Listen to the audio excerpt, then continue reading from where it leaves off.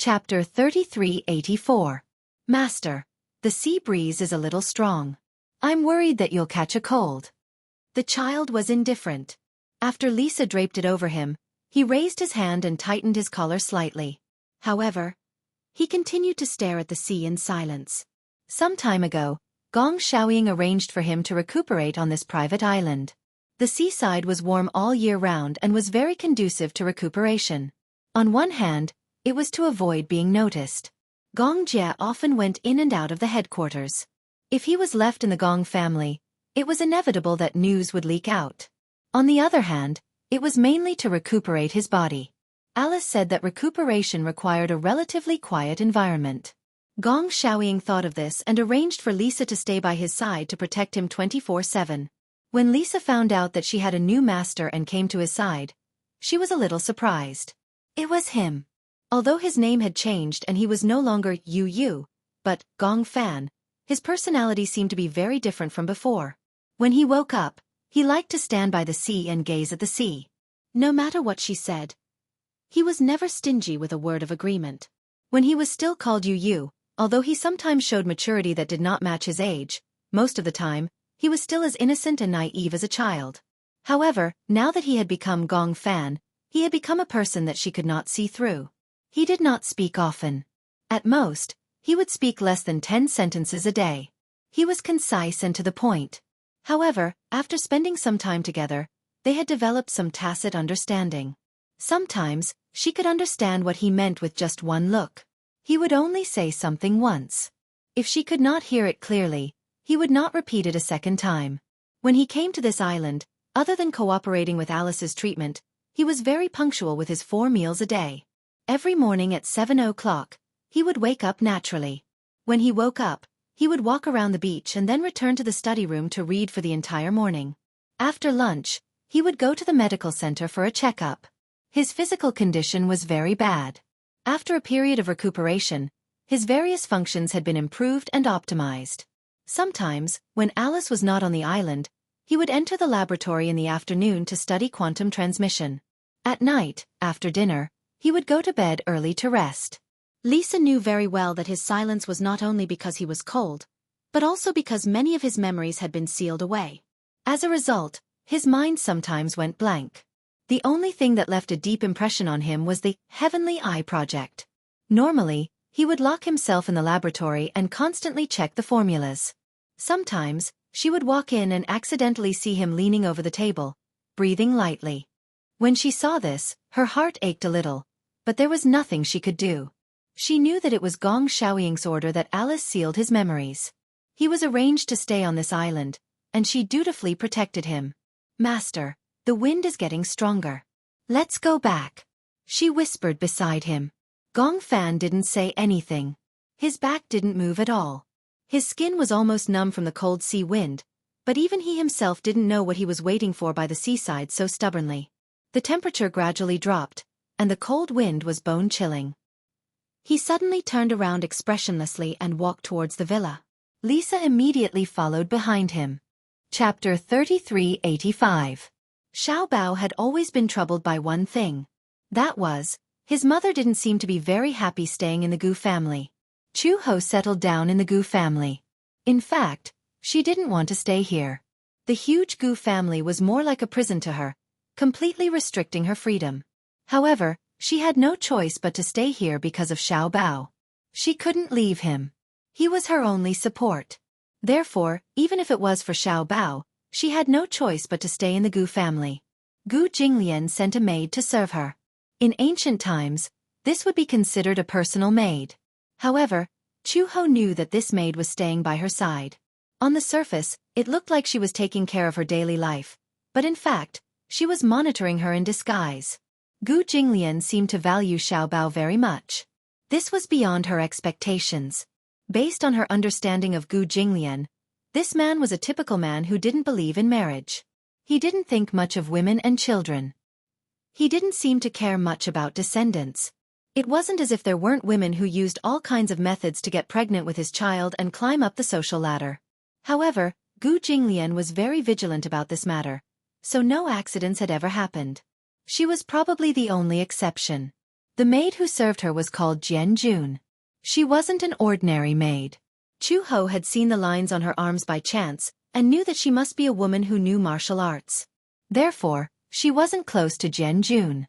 At first, when she was in the Gu family, she was ordered to leave the house and was grounded. In the Gu family, she did not have anywhere to go. She could only stay in her room, read books, or actively train. Her body gradually recovered, but after a long day, it was dull and boring. Later, Xiao Bao cried badly and pestered Uncle Fu for his mother. Uncle Fu reported it to Gu Jinglian, and Chu Ho finally had the right to go out. She usually woke up early to send Xiao Bao to kindergarten. In the afternoon, she and Uncle Fu would go to pick up Xiao Bao from school. The task of sending and fetching fell on her. Xiao Bao would pester her every night and sleep with her. The kindergarten gave a lot of homework. Some were homework to read outside the classroom, but most of it was manual work. However, Xiao Bao didn't seem to have any talent in manual work. He could draw half-heartedly, but when it came to cutting paper or other handicrafts, he had to beg the others in the Gu residence. For example, one day, the kindergarten gave homework to the children to make a three-dimensional greeting card. Xiao Bao. Uncle Fu immediately patted his chest and volunteered. Isn't this a simple task? Thus, he prepared a pair of scissors and colorful paper and started to work boldly and decisively.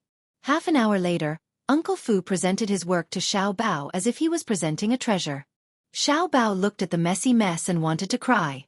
Uncle Fu gritted his teeth and immediately gathered a group of men in the Gu residence to the study. When Chu Ho arrived at the study, she was shocked by the array of men in front of her. She saw a group of muscular, tall, and strong fighters of the Gu family hunched over a pile of paper with a frown. They held a pair of scissors and gestured up and down, but didn't know where to start. They were used to holding guns, fighting, being stabbed, and bleeding, but it was really difficult for a group of strong men to cut something so delicate with such a small pair of scissors. Chapter 3386. Half an hour later, a group of men were crying and begging for mercy. Young master, if you want us to start a fight, we can do it. We guarantee that we will climb a mountain of swords and plunge into a sea of fire. But making a greeting card is too difficult. We don't know how.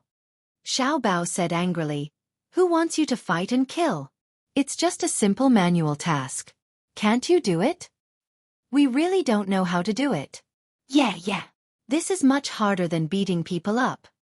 That's right. When we were young, it was already a luxury to have food to eat and a book to study to. Unlike now, we don't know how to give such difficult homework. Xiao Bao hated them for being so disappointing, so he asked Gu Jinglian for help. Thus, he took the notebook and walked to Gu Jinglian's study. Gu Jinglian was practicing calligraphy when Xiao Bao pushed the door open and walked in. He climbed onto him on all fours, laid out the handmade paper and scissors in front of him, and pressed them on the xian paper. He demanded righteously, Uncle, make a greeting card for me. Gu Jinglian was speechless. He looked coldly at the ink stain that Xiao Bao had accidentally spilled onto the xian paper. He held back his anger and asked through gritted teeth, Do you want to die? Uncle, please help me. Xiao Bao tugged at his sleeve pitifully and was about to cry. If you don't help, I won't be able to find anyone to help me. Make it yourself. But I don't know how to do it. Xiao Bao said pitifully, I don't know how to use scissors. It's so hard to learn. He bit his lip and stretched out his hands pitifully. His fingertips were full of scissors. It was obvious that he had been cut by scissors. Gu Jinglian furrowed his brows. A hint of nervousness finally appeared in his eyes. What happened? I don't know how to use scissors. That's why I keep cutting my fingers. Gu Jinglian's lips twitched violently. He said impatiently, So troublesome. However, even though he was stubborn, he still picked up the scissors and snorted coldly. What do you want to make? Greeting card. Xiao Bao smirked. The three-dimensional kind. A 3D greeting card? Who would do that? Gu Jinglian's face was gloomy. He folded a piece of handmade paper into two halves and then waved his brush. A minute later, Xiao Bao stared blankly at the greeting card that Gu Jinglian had made. It was a piece of white handmade paper. It was folded in half and there were two large words written on it with a brush. Three-dimensional. Done. Gu Jinglian rested his chin on his hand. A 3D greeting card. Xiao Bao's eyes widened in shock. That's how it works? Didn't you say you want to make a 3D greeting card? Gu Jinglian pointed at the two words on it. Yes, it's very three-dimensional. Xiao Bao. This was truly a painstaking effort. Uncle, you're too perfunctory. Is it so difficult to make a three-dimensional greeting card? Harder than beating you up. Xiao Bao. If he still couldn't understand the threat in his words, then he would really be a silly Xiao Bao. He obediently packed up his belongings and walked to the door with a frown. Gu Jinglian looked at his aggrieved back and frowned. This guy was really useless. Late at night, Chu Ho walked past the study and inadvertently saw that the light was still on through the half-closed door. She opened the door doubtfully and saw Gu Jinglian sitting in front of the desk, yawning lazily. On the desk, there were all kinds of handmade paper in various colors. There were handmade knives, scissors, and other tools. Chapter 3387. He looked a little tired as he lowered his head. The greeting card in his hand was already half done.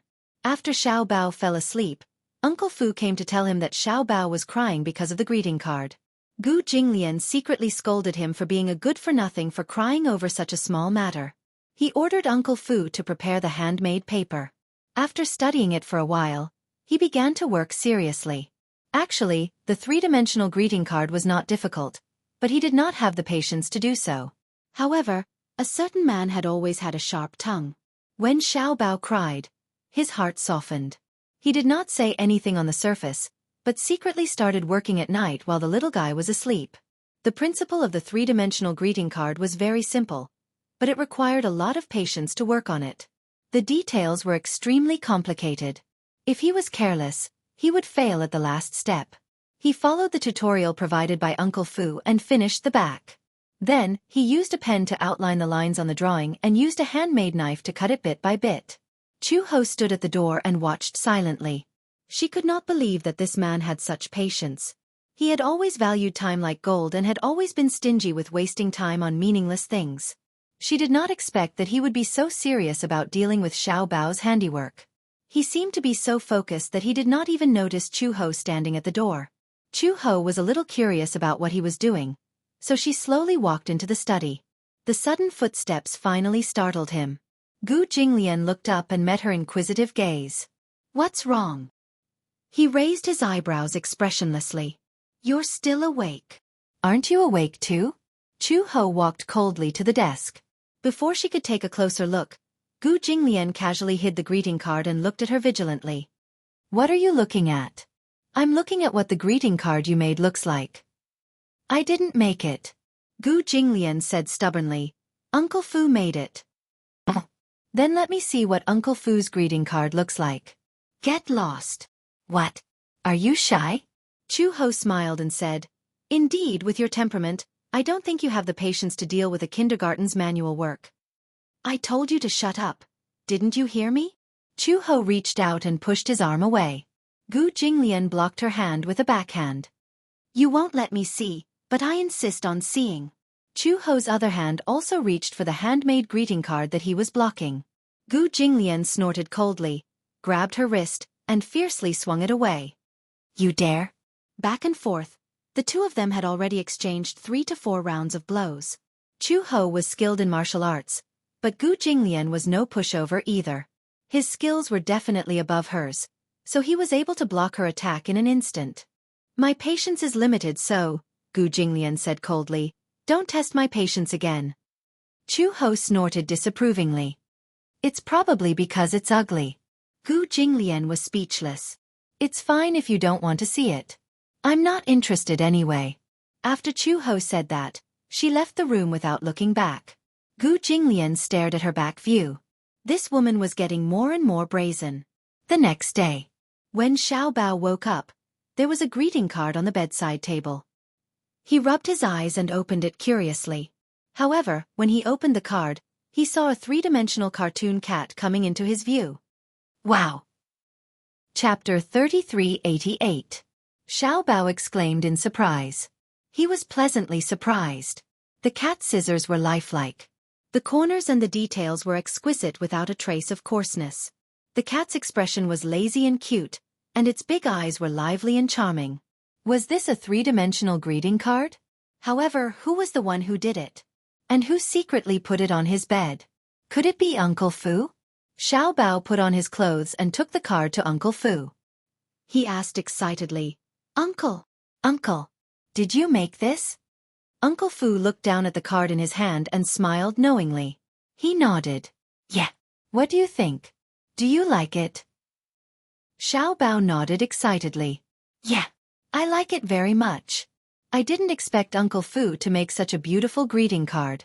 But why was the card you made yesterday so ugly? This is what a greeting card should be. Uncle Fu scratched the back of his head guiltily. He coughed awkwardly and cleared his throat. No, I was just trying to make you happy. But in reality, this greeting card was not made by him at all. In the morning, a man who had stayed up all night to make the card came to him and asked him to put the card on Xiao Bao's bed. Uncle Fu's eyes almost fell out of their sockets when he saw the greeting card made by Gu Jinglian. Old master, I didn't know you were so clever with your hands. Gu Jinglian glared at him. If it weren't for you useless people, I wouldn't have been so clever with my hands. Uncle Fu rubbed his nose awkwardly. You don't even know how to make a greeting card. Have you really gone senile? Fu Bo complained aggrievedly. How could that be? I've never made one before. Cut the crap. Gu Jinglian said, if there's a next time. There definitely won't be a next time. Gu Jinglian turned around and was about to go back to his room when he suddenly thought of something. He said to Uncle Fu, if that guy asks who did it, just say you did it. How would I dare to steal old master's credit? Do as I say. Gu Jinglian said coldly. Did you hear that? Uncle Fu looked at him and finally understood. He nodded. If you dare to leak any information, I won't spare you. Yes, master. Uncle Fu narrowed his eyes meaningfully and observed Gu Jinglian's uneasy expression. He knew. Master must have felt that staying up all night to make handicrafts for the little guy was a very shameful thing. However, Lei Oi was used to being stubborn and wanting to save face. Thus, Uncle Fu took the blame. Xiao Bao held the greeting card and found Chu Ho. He said happily, Mom, look, Uncle Fu made a greeting card for me. Is it nice? Chu Ho looked at the greeting card in his hand. The surface of the card was simple but exquisite. When he flipped it open, a lifelike kitten could be seen. However, Xiao Bao said that it was Uncle Fu who did it? She didn't think so. Gu Jinglian probably felt that it was too shameful for him to stay up all night to make a greeting card for a child, so he pushed the blame to Uncle Fu. It was hard to imagine that a man like him would make such a cute greeting card. It didn't match at all. Xiao Bao suddenly said regretfully, if only Uncle made it. Chu Ho heard this but didn't understand. Why? Because, Xiao Bao hugged the greeting card and pouted. I want a greeting card made by Uncle. Why must it be a greeting card made by Uncle? Chu Ho squatted down with interest and saw Xiao Bao looking at her bashfully. He was a little embarrassed to say it out loud. Because he liked Uncle. Chapter 3389. Because he liked his uncle. Therefore, if it was something made by his uncle, he would cherish it even more. However, with his uncle's cold personality, he wouldn't have the patience to make such a childish thing, right? Xiao Bao took the greeting card to school. In class, the teacher asked the children to show off their handiwork. The children ran up the stage, either proud of their handiwork. The children in kindergarten had limited hands-on skills. Therefore, most of them completed their handiwork with the accompaniment of their parents. Most of the children said proudly, My mom made this greeting card with me. Xiao Bao flipped open the greeting card he made, but he was a little disappointed. This greeting card was made by Uncle Fu, but how he wished that it was made by his uncle. When it was his turn to go on stage, he took his time and walked to the blackboard with the greeting card. The teacher walked to his side and squatted down gently. Seeing his complicated expression, she was a little puzzled. What's wrong, Xiao Bao? Where's your greeting card? Xiao Bao passed the greeting card in his hand to her. The teacher opened the greeting card. Before she could show it to the children, she was stunned by the exquisite greeting card. She thought to herself, this greeting card is so exquisite, it must be the work of an adult.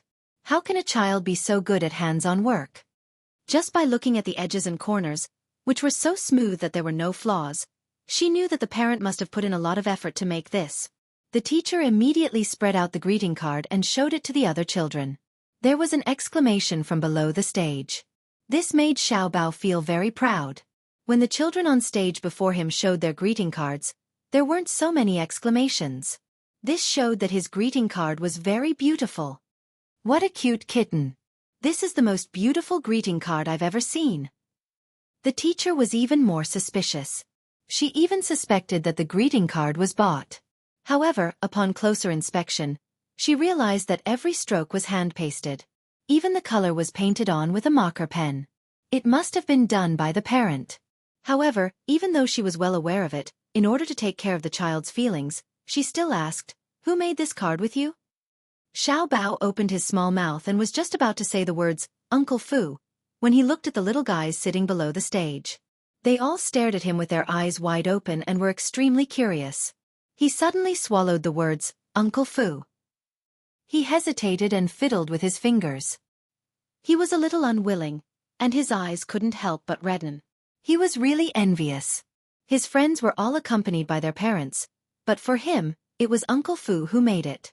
It was not that he disliked Uncle Fu, but compared to Uncle Fu, he hoped that this greeting card was made by Gu Jinglian. With that thought in mind, he subconsciously said, "My father made this." "Your father?" Xiao Bao suddenly felt a little guilty, but he still forced himself to nod. In his heart, he hugged Uncle Fu's thigh and cried, "Wah! Uncle Fu, I'm sorry. I didn't mean to betray you." Even the teacher couldn't help but be shocked. Chapter 3390. For example, if a man were to do this kind of manual work, he would not be able to do it so meticulously. This greeting card was too exquisite. It was hard to imagine that there would be such a meticulous man who could do such a boring manual work so meticulously. "My dad is very awesome." Xiao Bao clasped his hands behind his back and said proudly, "My dad is the most handsome man in the world. Not only is he very tall, he's also very good at everything. He's the most handsome man I've ever seen." The teacher looked at him with a smile. Children were innocent and unaffected. In a child's heart, their father had always been an imposing and sacred figure. Below the stage, a chubby boy suddenly stood up and accused, "Nonsense!" Little Treasure looked at him and frowned curiously. "What nonsense are you talking about? Nuhan, what do you mean?" The chubby boy crossed his arms and said disdainfully, "Your dad is definitely not as handsome as my dad. My dad is the most handsome man in the world." Just as he said that, Xiao Bao was not convinced. "What right do you have to say that your dad is more handsome than my dad? My dad is the most handsome. Your dad is not." The chubby boy snorted and appeared to be very contemptuous. "My dad is famous for being a handsome man. My mom said that when my dad was young, many girls chased after him." Hearing that, the teacher could not help but laugh. In an adult's view of the world, these words were nothing more than the most innocent and pure side of a child. However, Xiao Bao took it seriously. "You're so fat, your dad should be chubby too." When the chubby boy heard that, the baby fat on his face trembled and his chubby face flushed red. He said angrily, "I'm not fat. You're fat. Big fatty, big fatty." The teacher hurriedly scolded, "Xiao Bao, don't quarrel. You're wrong to say, big fatty Nuhan." Although the chubby boy was so fat, it was because he was spoiled by his family. He did not have any taboos and had a big appetite, so it was inevitable that he would be white and fat. Xiao Bao had just transferred to the school, so he had never seen the chubby boy's father before. However, at the parent-teacher conference, the other children and teachers in the class had all seen his father. He was indeed quite handsome. Therefore, the children below defended the chubby boy and said, "Nuhan's father is indeed very handsome. But we've never seen Xiao Bao's father before." "That's right, Xiao Bao can't be bragging, right? Nuhan's father is really handsome. I've seen it with my own eyes. I just don't know why Nuhan is so fat." "Poochie," the audience whispered to each other. Xiao Bao was indignant and said angrily, "Anyway, my dad is the most handsome. I'm not bragging." The fat boy still wanted to say something, but the teacher immediately asked him to sit down. At the same time, Xiao Bao returned to his seat, temporarily calming down the situation. However, Xiao Bao, who had returned to his seat, glared at the chubby boy, neither of them willing to give in to the other. When it was time for the break, the chubby boy moved over and walked to his desk. In the past, he crossed his arms and said arrogantly, "Xiao Bao, you brag that your dad is more handsome than my dad. You have to apologize to me." "Why should I apologize? My dad is handsome. I'm not lying or bragging." Chapter 3391. My dad is the most handsome in the world. My dad is the most handsome in the world. My dad is the most handsome in the universe. My dad is more handsome than your dad. A little girl sitting in front of Xiao Bao could not take it anymore. She turned around and said helplessly, "It's very simple. Xiao Bao, the parent-teacher conference is in a few days. When the time comes, your parents will definitely come. Is Nuhan's dad more handsome or your dad more handsome? Won't we know once we compete?" Parent-teacher conference. Xiao Bao widened his eyes in shock. He remembered this. This was the first parent-teacher conference since he entered school, so he took it very seriously. However, he did not dare to tell Gu Jinglian and Chu Ho. He was afraid that they would refuse. If they did not come, he would be very sad. He did not know if his uncle would come or not. What if his mom got angry when his uncle came? The relationship between the two of them did not seem to be very good. If his mom came and his dad did not come, then Nuhan would definitely advocate that his dad is the most handsome again. Xiao Bao felt a little troubled. For the first time in his life, he hoped that his uncle and mom's relationship could be like that of an ordinary family, loving and loving. That way, he could let them attend the parent-teacher conference together. Nuhan saw that Xiao Bao was silent and seemed to be hesitating. He said proudly, "What? I think you don't dare to compete, right? I already said that you were bragging. You just had to compete with me." "Who said that I don't dare to compete?" Xiao Bao imitated his posture and crossed his arms. He said angrily, "Let's compete then. Who's afraid of who? When the time comes, I'll let you see my most handsome dad in the world." "Humph. Then it's a deal," Nuhan said disdainfully. "A braggart is a big stupid pig." "I'm not a big stupid pig." Nuhan returned to her seat, and the storm came to a temporary end. The little girl sitting in front of Xiao Bao turned around and looked at the greeting card in his hand. She asked curiously, "Xiao Bao, was that greeting card really made by your dad?" Yeah." Xiao Bao scratched his head guiltily and nodded vaguely. The little girl showed an expression of admiration for the first time. "Your dad is amazing. I thought he bought this greeting card. My dad made this. Your dad is so gentle. He's willing to spend time making greeting cards with you. My dad doesn't have the patience." Baby Chu recalled how Gu Jinglian had looked like he wanted to eat him alive when he begged him to make a greeting card last night. He forced a smile and said, "My daddy is the best." After school, Chu He came to pick him up, only to see his gloomy expression. "What's wrong?" Xiao Bao shook his head, but he obviously had a heavy heart. Chu He hugged him in her arms and asked curiously, "What's wrong? What's on Xiao Bao's mind now? Aren't you going to tell me?" "Mom, the parent-teacher conference is coming soon. Will you come?" Chu Ho was stunned. She didn't know whether to laugh or cry. "Of course I will. I thought it was something serious. So it's about this? Don't worry. Mom will definitely attend Xiao Bao's parent-teacher conference." Xiao Bao's eyes lit up. "Really?" "Yeah." Xiao Bao jumped into her arms and said happily, "Mom is the best." He looked obedient on the surface, but he was secretly laughing. Sure enough, his mom was the easiest to handle. Chapter 3392. In the study, Gu Jinglian was holding a brush and writing calligraphy. Usually, when he was free, he did not have any other hobbies. He was used to writing calligraphy or painting. Just as he was concentrating, the door was suddenly pushed open. A rippling voice drifted in. "Uncle!" Gu Jinglian's eyebrows twitched. Because he was shocked, the tip of the brush in his hand suddenly deviated and the stroke went far away. "Uncle, are you there? Can I come in?" Xiao Bao's voice was flattering and fawning. It was coquettish and had a hint of coquettishness. However, this coquettishness was beyond the limits of what an ordinary person could bear. Gu Jinglian looked up with an ashen face, only to see Xiao Bao leaning against the door. His body was leaning against the side of the door. His fair and tender face was blinking his eyes, as if he was throwing flirtatious glances at him. Was he trying to curry favor with him? But why was he trying to curry favor for no reason?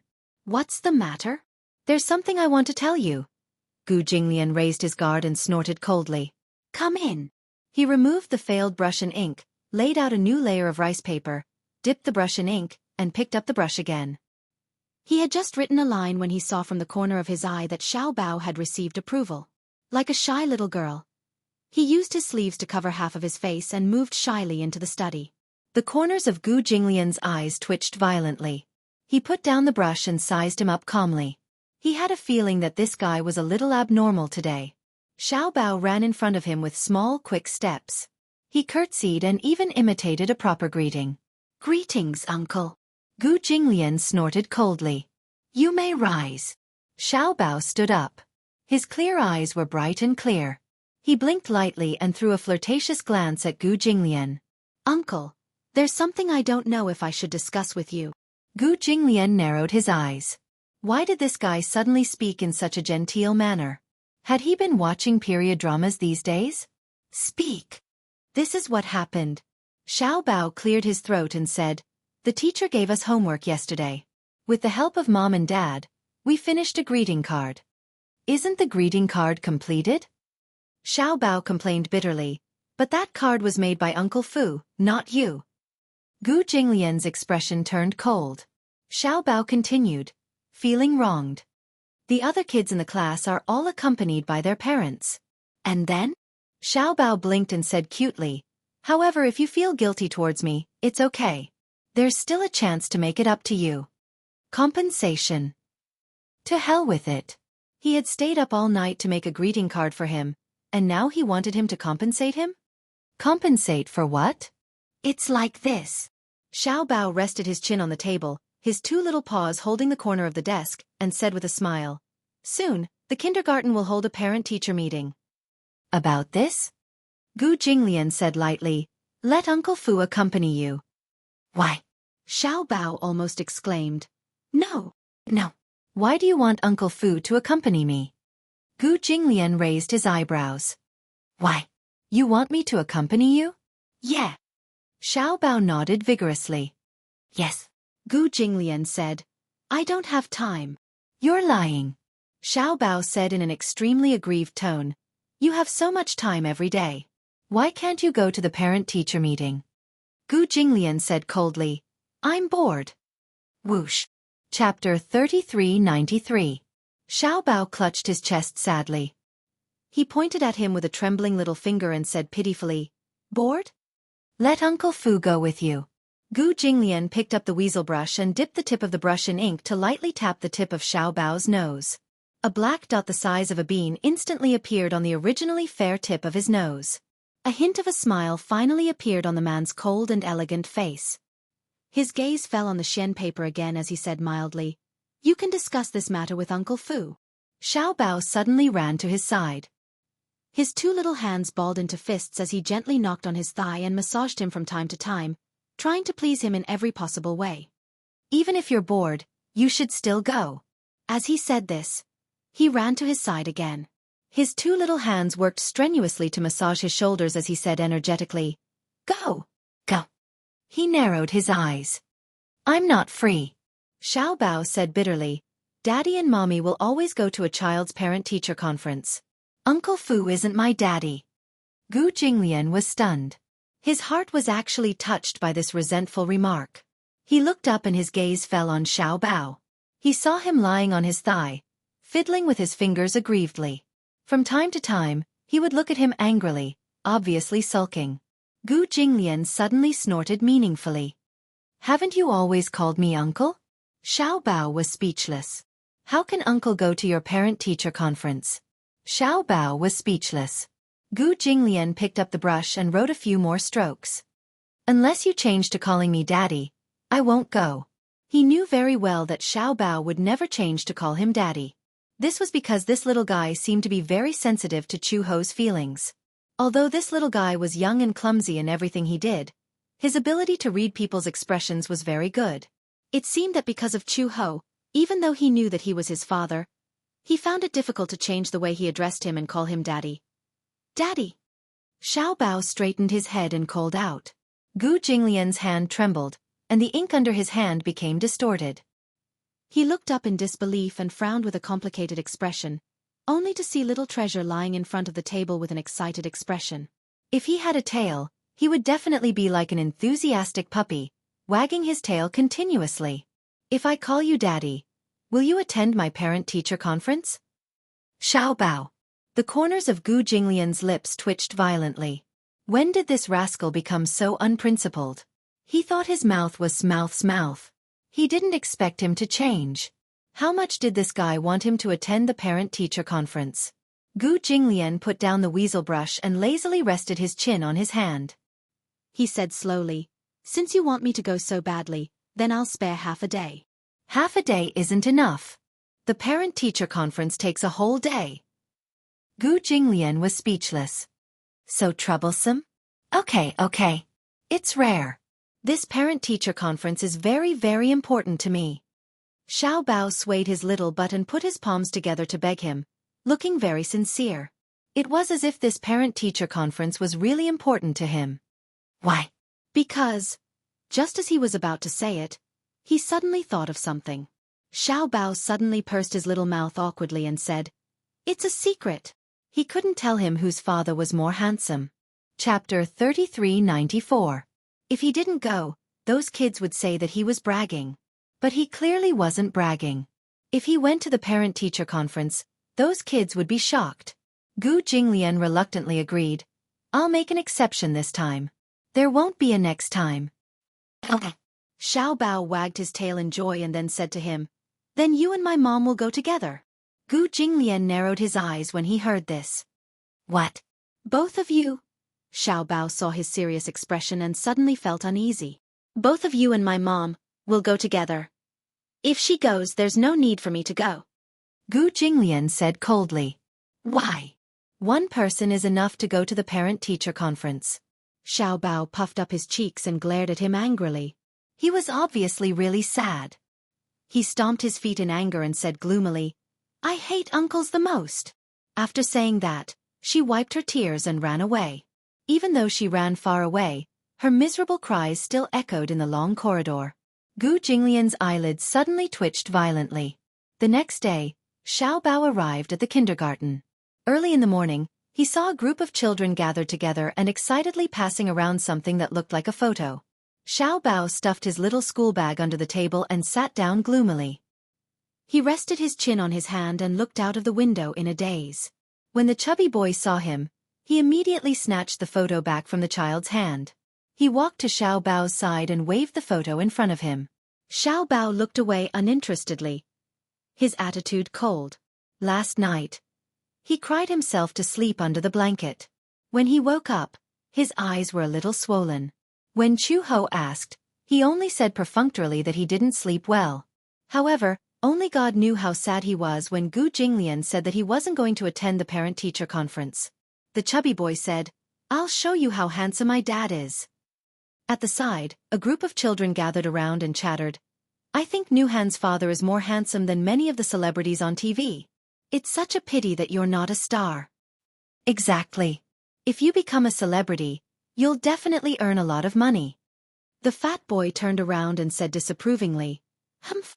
How much money could a celebrity earn? My father runs a company, and he earns a few million a month."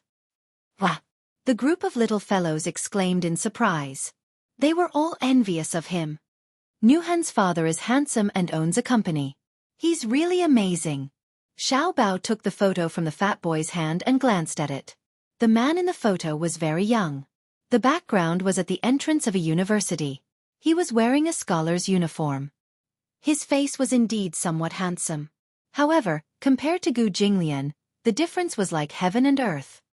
He threw the photo aside and snorted coldly. "Humph, I was wondering how handsome your father was. Anyway, he's not as handsome as my father." Bragging. The chubby boy picked up the photo from the ground and said angrily, "Xiao Bao, you only know how to brag. His father is definitely not as handsome as your father." Exactly. Nuhan's father is so powerful. Moreover, his name is so nice. Nuhan sounds much better than Xiao Bao Chu. Chapter 3395.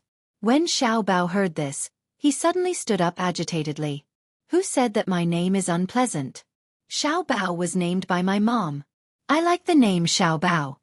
The little girl sitting in front turned around. She was a little unhappy with the chubby boy's arrogant behavior. She sided with Xiao Bao and said, Xiao Bao, didn't the teacher say that you changed your name? Gu Chengza. I think it sounds much better than Nu Han. The group of children clamored. Then why were you called Xiao Bao Chu before? It's so unpleasant and feels so old-fashioned.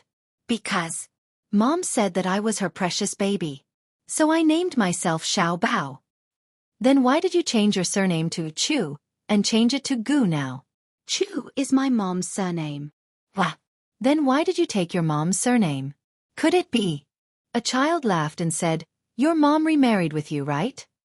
Is this dad of yours your biological dad? It's not like what you're saying. Xiao Bao said angrily, My dad dotes on my mom.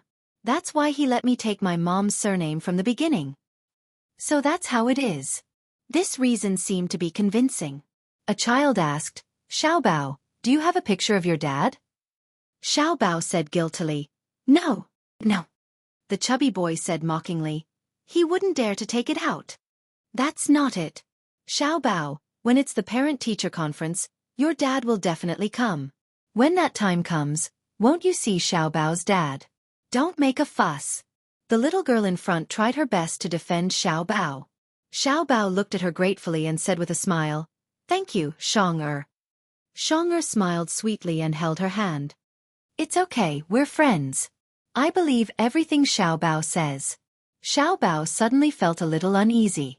If his uncle really didn't come to the parent-teacher conference, Shang-er would definitely be disappointed in him.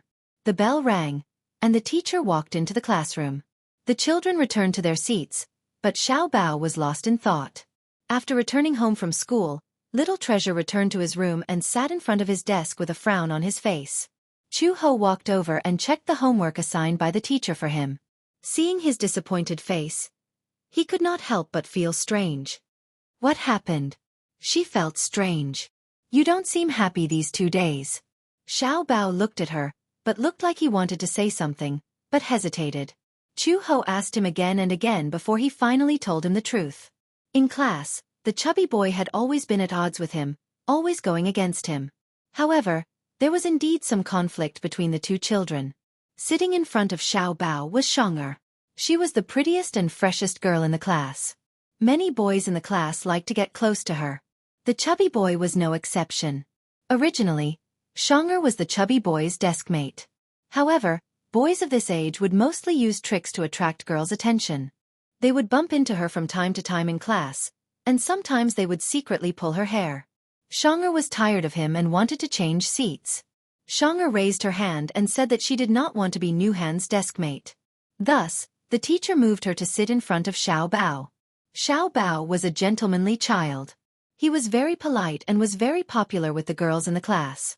Chapter 3396. Xiao Bao was also trying to vent his anger in this competition. At the same time, he also had a small wish in his heart. He hoped that Chu Ho and Gu Jinglian could attend the parent-teacher conference together like ordinary loving parents. However, he also vaguely understood that this request seemed to be a little too much. When Chu Ho heard this, she felt a little guilty. The grudge between her and Gu Jinglian was an adult matter that affected the child. She didn't expect that the impact would be so deep. Furthermore, he did not expect Xiao Bao to have such a wish all this while. She asked, Is uncle willing to go? Xiao Bao said bitterly, He seems a little unwilling. Chu Ho was stunned but didn't say anything. If Gu Jinglian was willing to go to the parent-teacher conference, even if she was unwilling, she would play the role of Mrs. Gu for Xiao Bao's sake. However, if Gu Jinglian wasn't willing, she couldn't force him to do anything.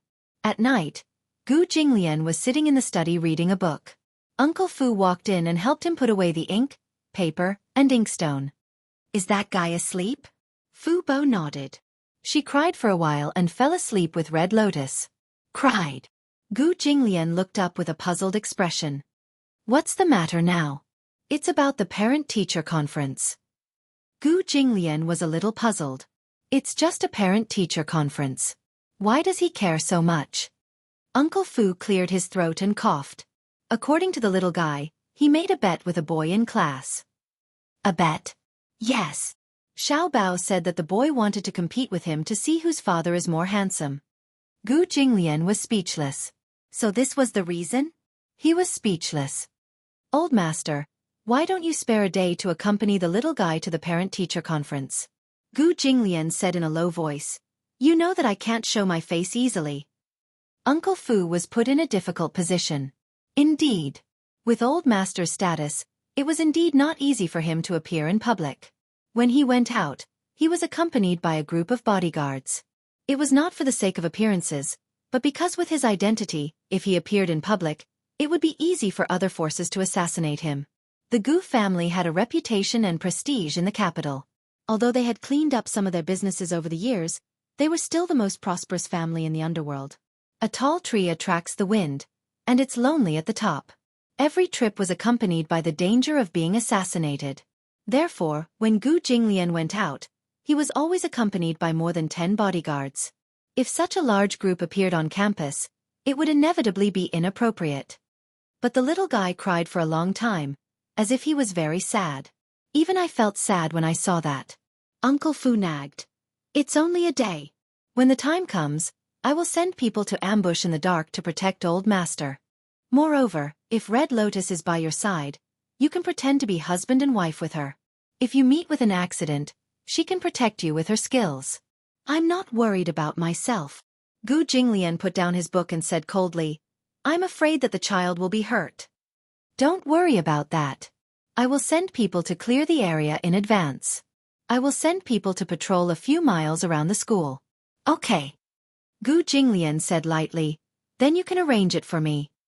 Uncle Fu was overjoyed when he heard this. Old master, do you agree? What else? Chapter 3397. Soon, the notice for the parent-teacher conference was sent out. However, Xiao Bao crumpled it into a ball and threw it into the bin. Anyway, his uncle wouldn't come. He had made it clear that day that he found it troublesome and boring, so he definitely wouldn't come. This was nothing more than a piece of scrap paper. Thus, he didn't take this matter to heart anymore. For the past few days, the little guy had been sulking. Uncle Fu naturally didn't tell him about this and wanted to give him a surprise. On the day of the parent-teacher conference, Uncle Fu went to wake Xiao Bao up. Xiao Bao sat up in bed and rubbed his eyes. Then, he saw Uncle Fu holding a brand new kindergarten uniform in front of him. Uncle Fu smiled and said, Little master, today is the parent-teacher conference. Change your clothes and quickly get up to wash your face and brush your teeth. It would have been better if he hadn't said that. Once he said that, Xiao Bao's fair and tender little face immediately wrinkled up. He pouted his little mouth bitterly, and his eyes looked as though they were about to rain. Seeing this, Uncle Fu hurriedly sat by the window and looked at him in confusion. Sweetheart? What's wrong? Don't cry, don't cry. What parent-teacher conference? Xiao Bao's tender and childish voice was full of resentment. Uncle isn't going. He's a big baddie. I've already begged him so pitifully, but he didn't give me any face. I invited him to my parent-teacher conference, but he looked unhappy. What's the point of the parent-teacher conference if he doesn't go? As he said that, he rubbed his eyes again, feeling wronged, and the rims of his eyes turned red. Uncle Fu's heart ached and he coaxed him. Oh, don't cry, don't cry. Who said that old master isn't going? Be good, don't cry. Don't worry, old master will definitely accompany little master to the parent-teacher conference. Don't worry. You're lying. Xiao Bao complained sadly. Uncle won't go. Who said so? Uncle said it himself. That day. He had already made it very clear. He won't go. Because the parent-teacher conference is boring and uninteresting, he won't go. Uncle Fu immediately hugged him and shook him. Nonsense. Old master obviously went. He's already up and downstairs for breakfast in the dining room. Really? Xiao Bao's eyes widened in shock. There were still tears in his eyes. He quickly put on his clothes. His tie was still undone and his jacket was crooked. He rushed downstairs anxiously and staggered to the dining room. He was surprised to see Gu Jinglian sitting in the dining room, eating a sandwich and casually flipping through the newspaper. Hearing footsteps, Gu Jinglia's voice, he.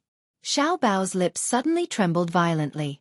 He was excited, and his eyes were brimming with tears. He felt inexplicably moved, and all of a sudden, he threw himself into his arms and hugged his thigh tightly. Uncle! Uncle Fu! I knew you wouldn't abandon me. Gu Jinglian's lips twitched, and he furrowed his brows. What do you mean by abandon you? Uncle Fu said that you're willing to go to the parent-teacher conference. Is that true? Gu Jinglian snorted coldly, confirming that it was true. However, when he opened his eyes, he saw from the corner of his eye that the little guy in his arms looked like he was about to cry. His face stiffened, and he stared blankly at the little guy who was so touched that he was about to cry. Uncle, you're so nice. Chapter 3398. Did he think that any uncle who accompanied him to the parent-teacher conference was good? Xiao Bao sized him up and saw that he was wearing a casual shirt. He suddenly stood aside and crossed his arms to size him up. Gu Jinglian met his gaze in confusion and raised his eyebrows. What's wrong? Are you going to wear this today? Yes. Why don't you wear a shirt and a suit? It's troublesome. Moreover, for this trip, the more ordinary and casual it was, the better. Xiao Bao was not satisfied. Uncle looks more handsome in a suit. In Xiao Bao's eyes, Gu Jinglian was so handsome in a well-ironed suit that it angered the gods. Gu Jinglian clenched his fists. Give me an inch, and I want a mile? Wear it. Wear it. You look so handsome in a suit. Xiao Bao begged as he wrapped his arms around him. Gu Jinglian's patience was at its limit. Just as he was about to flare up, he suddenly thought of Uncle Fu's words. Young master is so pitiful. Old master, do you know? In Xiao Bao's heart, you have always been a great figure. You can't ruin this heroic image. He held it in and did not get angry. 10 minutes later, Chu Ho changed her clothes and came downstairs. Uncle Fu had just tidied up Xiao Bao's clothes. At this moment, the little guy was sitting at the dining table and eating breakfast with relish. Uncle Fu saw her come down and smiled at her. Chu Ho was a little embarrassed and asked, "Where is he?" Old master went upstairs to change into a suit. A suit? Chu Ho was a little confused. It's just a parent-teacher conference. Why do you have to dress so formally? Xiao Bao said righteously, because uncle looks the most handsome in a suit. She was actually speechless. Soon, Gu Jinglian changed into his suit and came downstairs. When he saw Chu Ho, he ignored her and walked past her into the restaurant. At that time, he had changed into a suit and stunned Xiao Bao. Xiao Bao's eyes widened, and he immediately jumped down from his seat. He circled around him and exclaimed, "Oh my God! Uncle is so handsome. I knew it. Uncle looks the most handsome in a suit." Gu Jinglian was speechless, but he was suddenly pulled to Chu Ho's side by the little girl. The two of them were forced together. Xiao Bao rubbed his chin and squinted his eyes to size them up, as if he was studying something. For a moment, Chu Ho's entire body stiffened. Gu Jinglian said coldly, "What are you looking at? Why do I feel like something's missing?" Xiao Bao urged, "Stand closer." Gu Jinglian was speechless. Chu Ho said, "Xiao Bao, stop fooling around. Other people's parents are very loving. Why are you standing together as if you're enemies?" Xiao Bao walked forward and pushed Gu Jinglian to Chu Ho's side. The tall man stood beside her, and in an instant, she felt as if the whole world had become narrow. Gu Jinglian's face was ashen. Why was it so troublesome to attend a parent-teacher conference? Did they still have to put on an act? Xiao Bao said again, "Uncle, smile." "No." The little boy shook his head and said sternly, "You have to change the way you address me. You can't call me uncle anymore." He walked to Gu Jinglian and held his large palm with his two small hands. He said coquettishly, "Daddy, you should hold Mommy's hand. Otherwise, people will think that you have a bad relationship." As he said this, he stuffed Chu Ho's hand into Gu Jinglian's palm. Chapter 3399. Chu Ho instinctively retracted his hand, his face burning hot. Xiao Bao said unhappily, "Mom, why aren't you cooperating?" He crossed his arms and turned his body to one side, looking angry. Beside him, Uncle Fu immediately winked at Chu Ho and Gu Jinglian, as if he was communicating secretly. Just let him be. Uncle Fu mouthed a reminder. While Chu Ho was hesitating, Gu Jinglian's lips suddenly curved into a cold smile. He raised his hand and held Chu Ho's hand, but he only held it lightly and didn't hold it too tightly. From the looks of it, it was already barely enough. Is this okay? Gu Jinglian was already making the biggest concession. Xiao Bao turned his head and looked at him seriously for a while. Suddenly, he expressed his opinion. Uncle, Dad, are you smiling or gritting your teeth? I feel that your face is a little fierce, and not gentle at all. Gu Jinglian was on the verge of exploding. He wasn't a gentle person to begin with. Xiao Bao pestered him and said, "Why don't you try smiling?" Chu Ho immediately squatted down and pulled Xiao Bao in front of him. He patiently guided him. "Xiao Bao, don't worry, Uncle, Mom and Dad will definitely perform well. At the parent-teacher conference, even if you don't remind us, we will definitely be very loving. But we're not at school yet, so don't force us, okay?" Xiao Bao then nodded resentfully and said, Okay. He was already very satisfied that Gu Jinglian was willing to go to his parent-teacher conference with his mother. After breakfast, Uncle Fu sent Gu Jinglian, Chu Ho and his mother to the car. For today's trip, he had put in a lot of effort in advance. Before this, he had already sent 2 groups of people to Xiao Bao's school. Along the way, there were also people secretly protecting him at all times. There would definitely be no accidents. With Uncle Fu in charge, Gu Jinglian could rest assured. Therefore, he didn't ask any more questions. The car sped away, leaving behind a trail of dust. Along the way, the car was silent. Gu Jinglian sat in the back seat with his arms crossed over his chest and his long legs crossed elegantly. Baby Chu, on the other hand, was sitting next to Chu He. He was obviously very happy, so much so that along the way, his legs were kicking up and down. He was obviously in a good mood. He was humming a nursery rhyme that he learned from music lessons.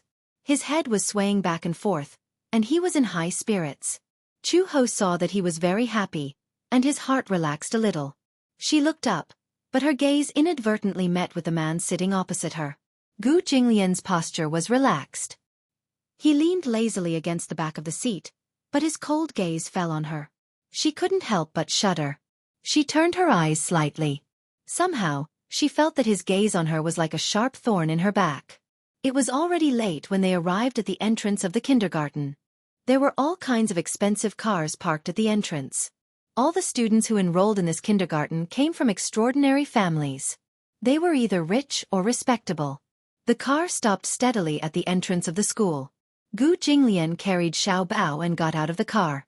Chu Ho carried Xiao Bao's school bag and also got out of the car. She had just closed the car door when she suddenly felt that her hands were empty. She turned around in surprise and saw that Gu Jinglian had taken his school bag. He carried Xiao Bao in his left hand and held his school bag in his right. When Chu Ho saw this, she immediately said, "Let me carry Xiao Bao." "No need."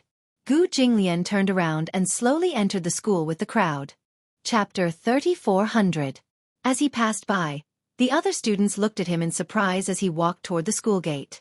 It was not because of his stunning good looks, but because of the aura he exuded. It was inviolable, sharp, and had an inviolable elegance. Oh my God! Is this man a parent too? He's so handsome. He was born with a celebrity face. No way! He's so young.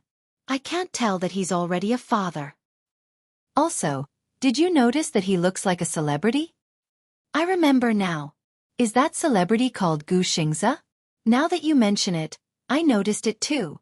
They do look alike. But their auras are different. Comparisons are odious.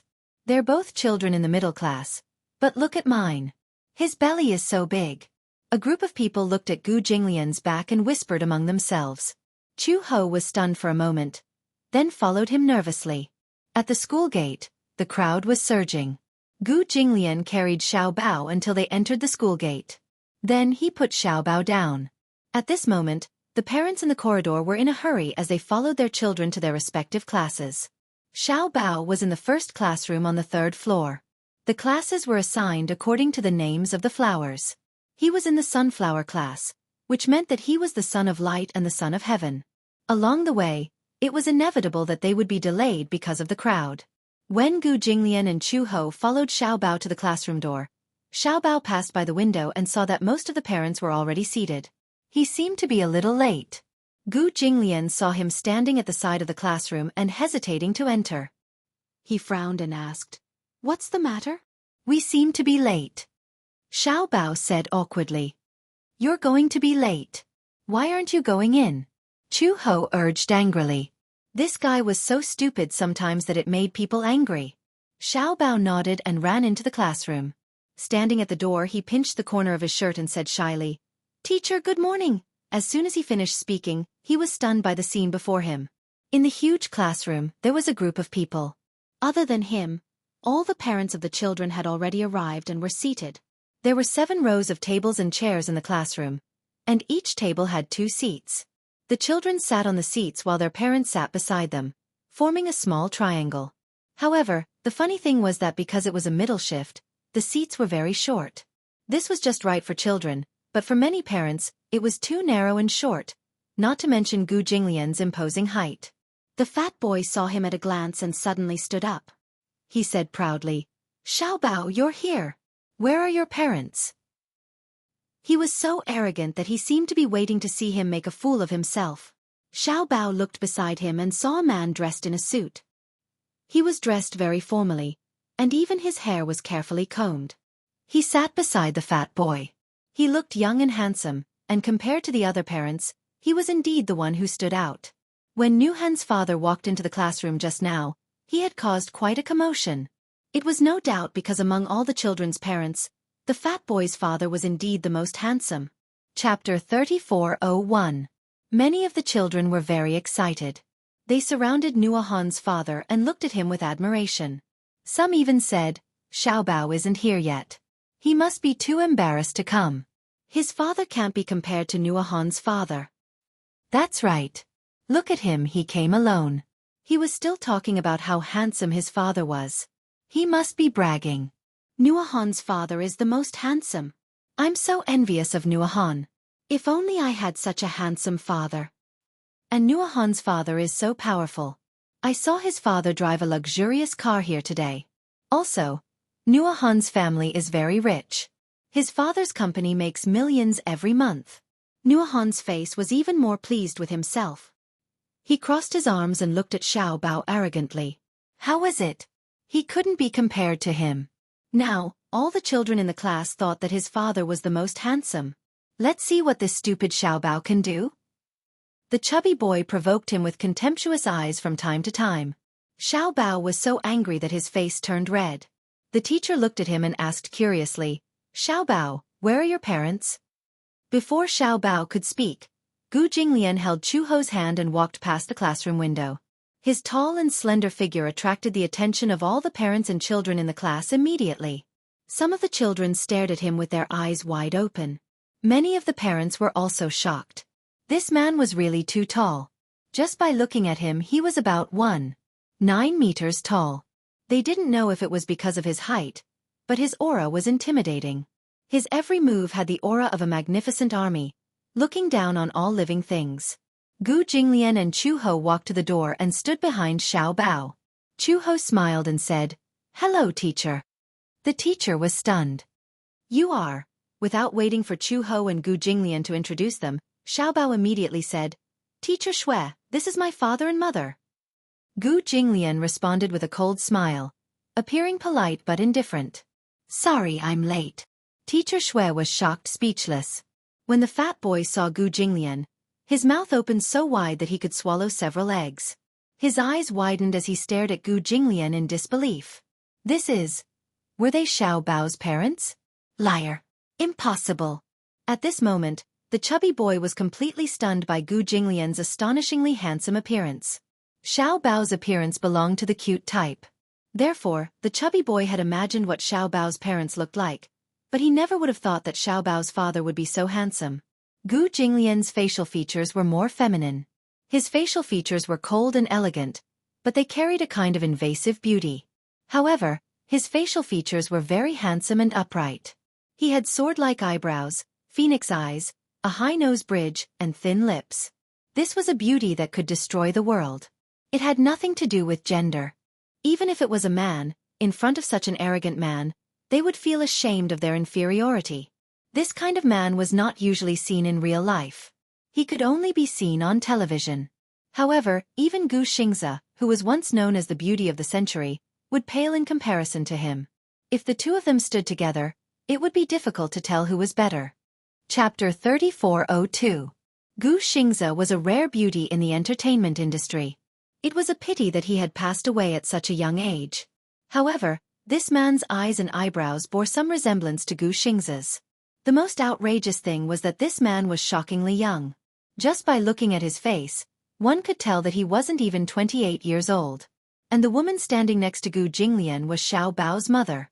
Perhaps with Gu Jinglian in front of her, the second look at her was not as stunning as before, but she was definitely a woman with delicate features. Her eyebrows had a heroic spirit that ordinary women didn't have. Her facial features were beautiful but serious. Although she tried her best to appear gentle, as someone from the Interpol, she had a dignified aura that couldn't be ignored. Teacher? Xiao Bao saw that Teacher Shui was still in a daze and tried to call out to her a few times. Teacher Shui came back to her senses and immediately said, "You must be Xiao Bao's parents. Please return to your seat. The parent-teacher conference is about to start." Gu Jinglian held Xiao Bao's hand and returned to their seats with Chu Ho under everyone's shocked gazes. After Xiao Bao sat down, Gu Jinglian and Chu Ho ran into some difficulties. Although the chairs that the parents were sitting on were especially high, Gu Jinglian's tall and slender body was still stretched out when he sat down. Chu Ho had no choice but to stand up awkwardly and move the table slightly. Only then did the two tall people have a small space to sit. A few of the parents couldn't help but mumble in surprise, "They're so tall. I feel that it's quite uncomfortable for them to sit in such a small space. The couple is so tall and so good-looking. When the child grows up, he'll definitely be very tall too." Shonger turned around and looked at Xiao Bao. She praised sincerely, "Xiao Bao, your father is really handsome. Much more handsome than Nuahan's father." Xiao Bao smirked proudly, but was immediately embarrassed by the compliment. Blushing, she said, "Of course my dad is handsome." Children did not understand hypocrisy and modesty. Even if they were embarrassed to be praised, they would still happily accept it. Gu Jinglian frowned. There were many ways for young masters to compete with each other. However, this was the first time his own son had compared him to see whose father was more handsome. He didn't particularly care about his appearance, but because he had a serious obsession with cleanliness, he always took care of himself. Coupled with his exceptional looks and height, it could be said that he was particularly conspicuous among the group of parents. Ms. Shui stood on the podium and smiled at the audience. "Dear parents, hello. First of all, please allow me, on behalf of all the teachers and students of Sunflower Class, to extend our warm welcome and sincere thanks to all the parents present today." Ms. Shui was giving a speech on the podium. However, below the podium, whether it was the parents or the children, all of them were secretly sizing up Gu Jinglian. Chu Ho sat in his seat and felt the gazes from all around him.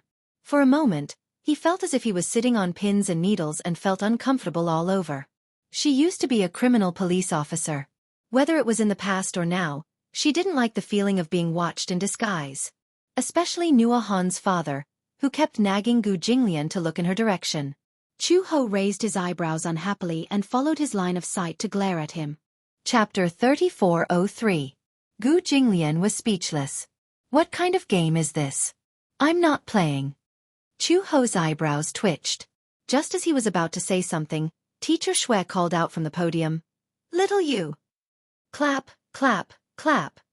The group of children patted each other's shoulders enthusiastically. Some of the more clumsy children were slower to react. When they heard "Little U's" command, they slapped their thighs. Even though the parents felt awkward and felt that this game was extremely childish, they still had to cooperate with their children. Therefore, they responded sparsely. Only Gu Jinglian sat in his seat and did not move at all. Teacher Shui laughed and said, "Xiao Bao's father is not keeping up with everyone's rhythm." Gu Jinglian raised his eyebrows impatiently. "Damn it." Xiao Bao laughed and said mockingly, "Daddy, you're so stupid. You don't even know how to play such a simple game." Gu Jinglian glared at him. "Shut up." Xiao Bao obediently shut his mouth. Shonger, who was sitting in front, saw this and mumbled, "Xiao Bao, your father is so fierce." "Really? My father never dares to be fierce to me." Gu Jinglian saw the two children looking at each other and whispering to each other. Behind him, Chu Ho poked him with his finger and said angrily, "Are you here for a parent-teacher conference or just sitting around? Since you're already here, don't put on airs." Gu Jinglian said coldly, "Why didn't I hear about such a stupid game before coming here?" Xiao Bao moved closer to him and whispered, "Daddy, don't be embarrassed. Otherwise, everyone will think that you're stupid for not knowing how to play such a simple game."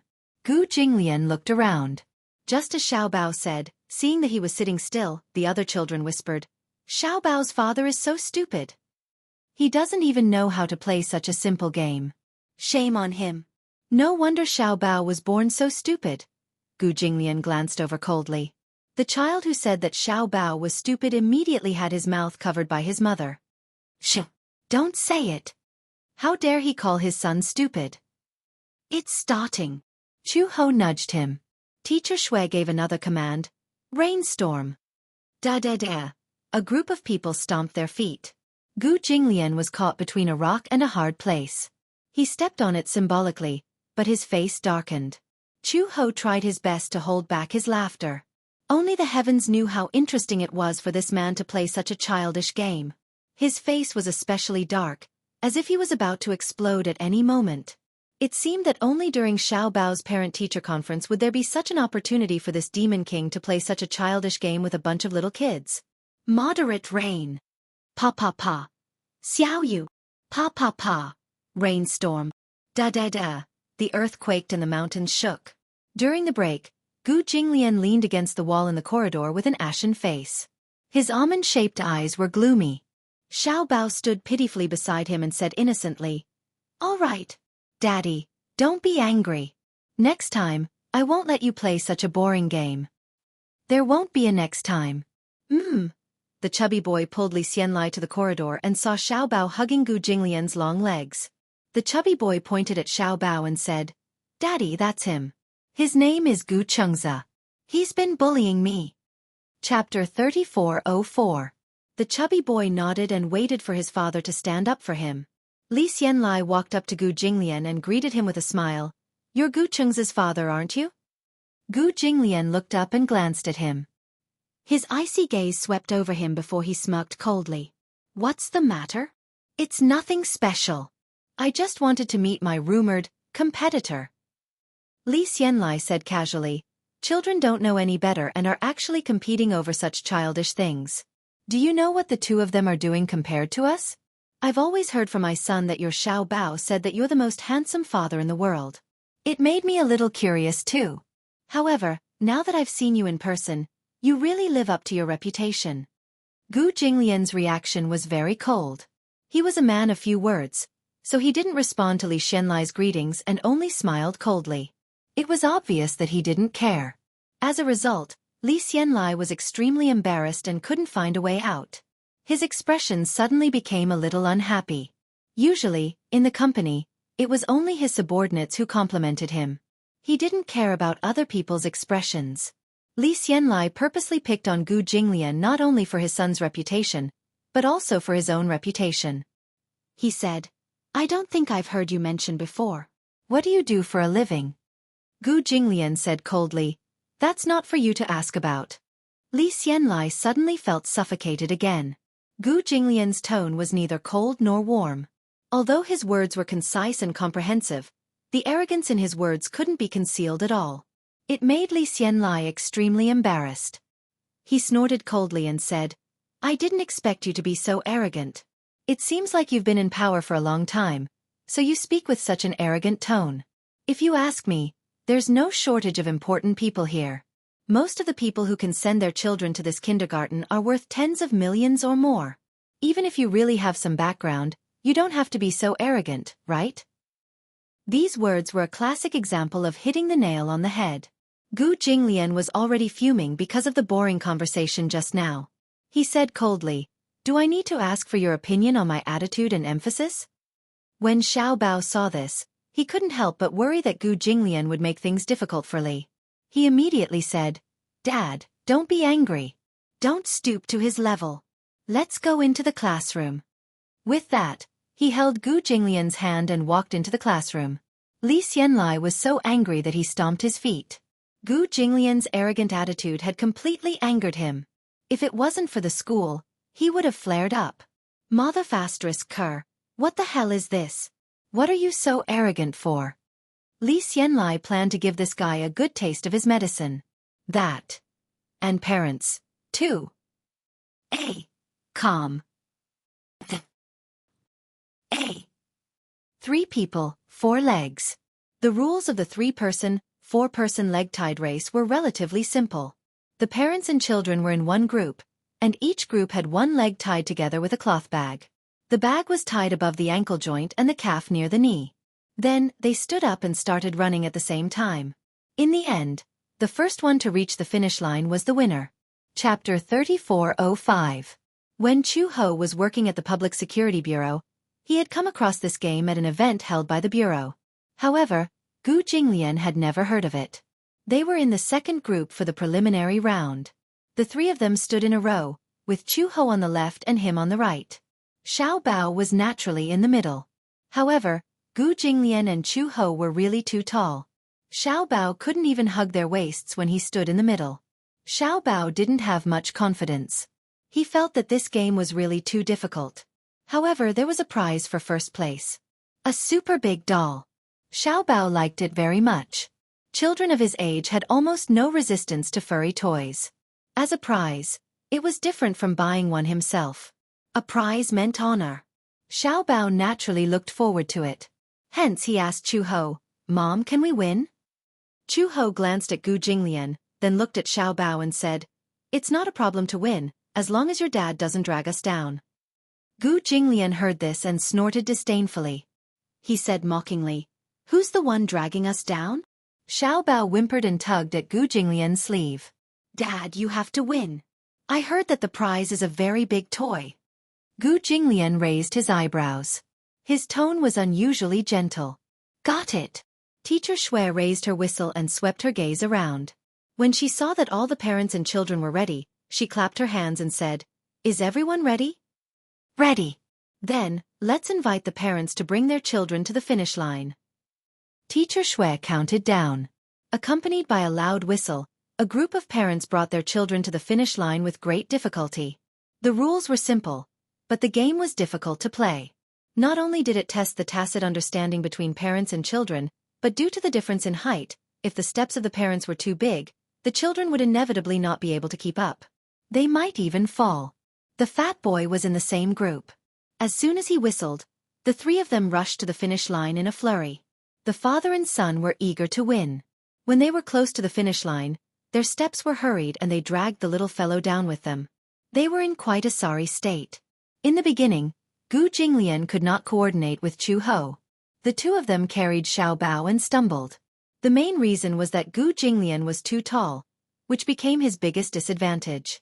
He had always been arrogant, so it was impossible for him to cooperate with Chu Ho. Chu Ho tried to cooperate with him. In the end, he barely managed to reach the finish line in second place in the group and entered the finals. Xiao Bao cheered, feeling that he was one step closer to victory. However, Chu Ho despised it to death. "You're so clumsy." Gu Jinglian was originally at a disadvantage. His desire to live had been aroused, so he was a little unhappy. When he heard her say that, his expression became a little dangerous. "Who are you calling clumsy?" I said. "Mom is talking about me." Xiao Bao stood between them and said with a head full of cold sweat, "Mom must be saying that I'm clumsy." Gu Jinglian was speechless. Chu Ho was speechless. Xiao Bao complained, "Sigh, it's all my fault. I'm so clumsy that I dragged you guys down to get first place." "Don't stumble in the finals," Chu Ho said, "otherwise, Xiao Bao's first place will be gone." Gu Jinglian said, "Don't worry." Chapter 3406. When they were preparing for the finals, Gu Jinglian tied up his legs. Suddenly, he thought of something and hugged Xiao Bao's shoulder. With his lift, Xiao Bao was lifted up a little and was almost lifted into the air. When Chu Ho saw this, he immediately understood his intention and hugged Xiao Bao's other shoulder. The 2 of them were carrying Xiao Bao in their arms. This way, they only had to worry about the coordination of their feet. Gu Jinglian said, "I'll use my right leg first, You use your left leg first. Chu-ho nodded and said, Okay. As soon as the whistle blew, Gu Jinglian narrowed his eyes and took a step forward. Chu-ho also moved. This time, the two of them cooperated exceptionally well. They took turns to kick and were terrifyingly coordinated. The group of people watched as the two of them instantly left the team behind them more than 10 meters behind and strode towards the finish line. In the end, the two of them felt that walking was too slow and actually started running. They approached the finish line like a whirlwind. Oh my God! Look at them, they're actually carrying the child. They're so strong. Some parents wanted to imitate them, but the men were fine. However, most of the mothers could not lift their children. Instead, they were flustered and embarrassed. While many parents were still struggling at the starting point, Gu Jinglian and Chu-ho had already carried Xiao Bao across the finish line. Teacher Shui blew the whistle in shock and announced the winner. First place, Gu Chengze. The chubby boy was so angry that he could only stare. He said angrily, "It's all Daddy's fault. He let Xiao Bao steal the limelight. I can't accept this." Li Xianlai was also not in a good mood. After being ridiculed by his son, he was even angrier. In the end, the other parents' teams also reached the finish line one after another. The second and third places were also decided. Shonger was very happy to be in third place. On the podium, Gu Chengze stood on the highest step with his hands behind his back. He looked proud. Shonger said enviously, "Xiao Bao, your parents are so awesome." Of course. Xiao Bao patted his chest proudly and said, "My mom used to be a police officer. She can subdue a strong man to the ground with one hand." So powerful? Shonger was dumbstruck. Teacher Shui came over to give out the prizes. The second and third place prizes were stationery. There were crayons and cartoon sharpeners. The first place prize was a meter-long doll. Xiao Bao was so happy that he hugged her tightly and grinned from ear to ear. Standing below the stage, Gu Jinglian looked at the little guy on the stage. The ice on his face finally broke and a slight smile appeared on his lips. Chu-ho inadvertently caught a glimpse of the smile on his lips. He was startled for a moment before curling his lips into a smile as well. When the parent-teacher conference ended, Xiao Bao was still reluctant to leave. Today was probably the happiest day of his life. There was Daddy, Mommy, and him. In the end, the three of them competed in a competition and even won a prize. Everything that he had never dared to imagine had actually happened. It was so happy that it felt surreal. When they left the kindergarten and walked to the parking lot, Xiao Bao was hugging the heavy doll. Chu-ho offered to help him carry it, but he was reluctant to let go. "Mommy, I'll carry it." Xiao Bao hugged the doll like it was a treasure, his face beaming. "This is Xiao Bao's prize. No one can snatch it from me." Chapter 3407. Before he could finish speaking, a shadow flashed past him.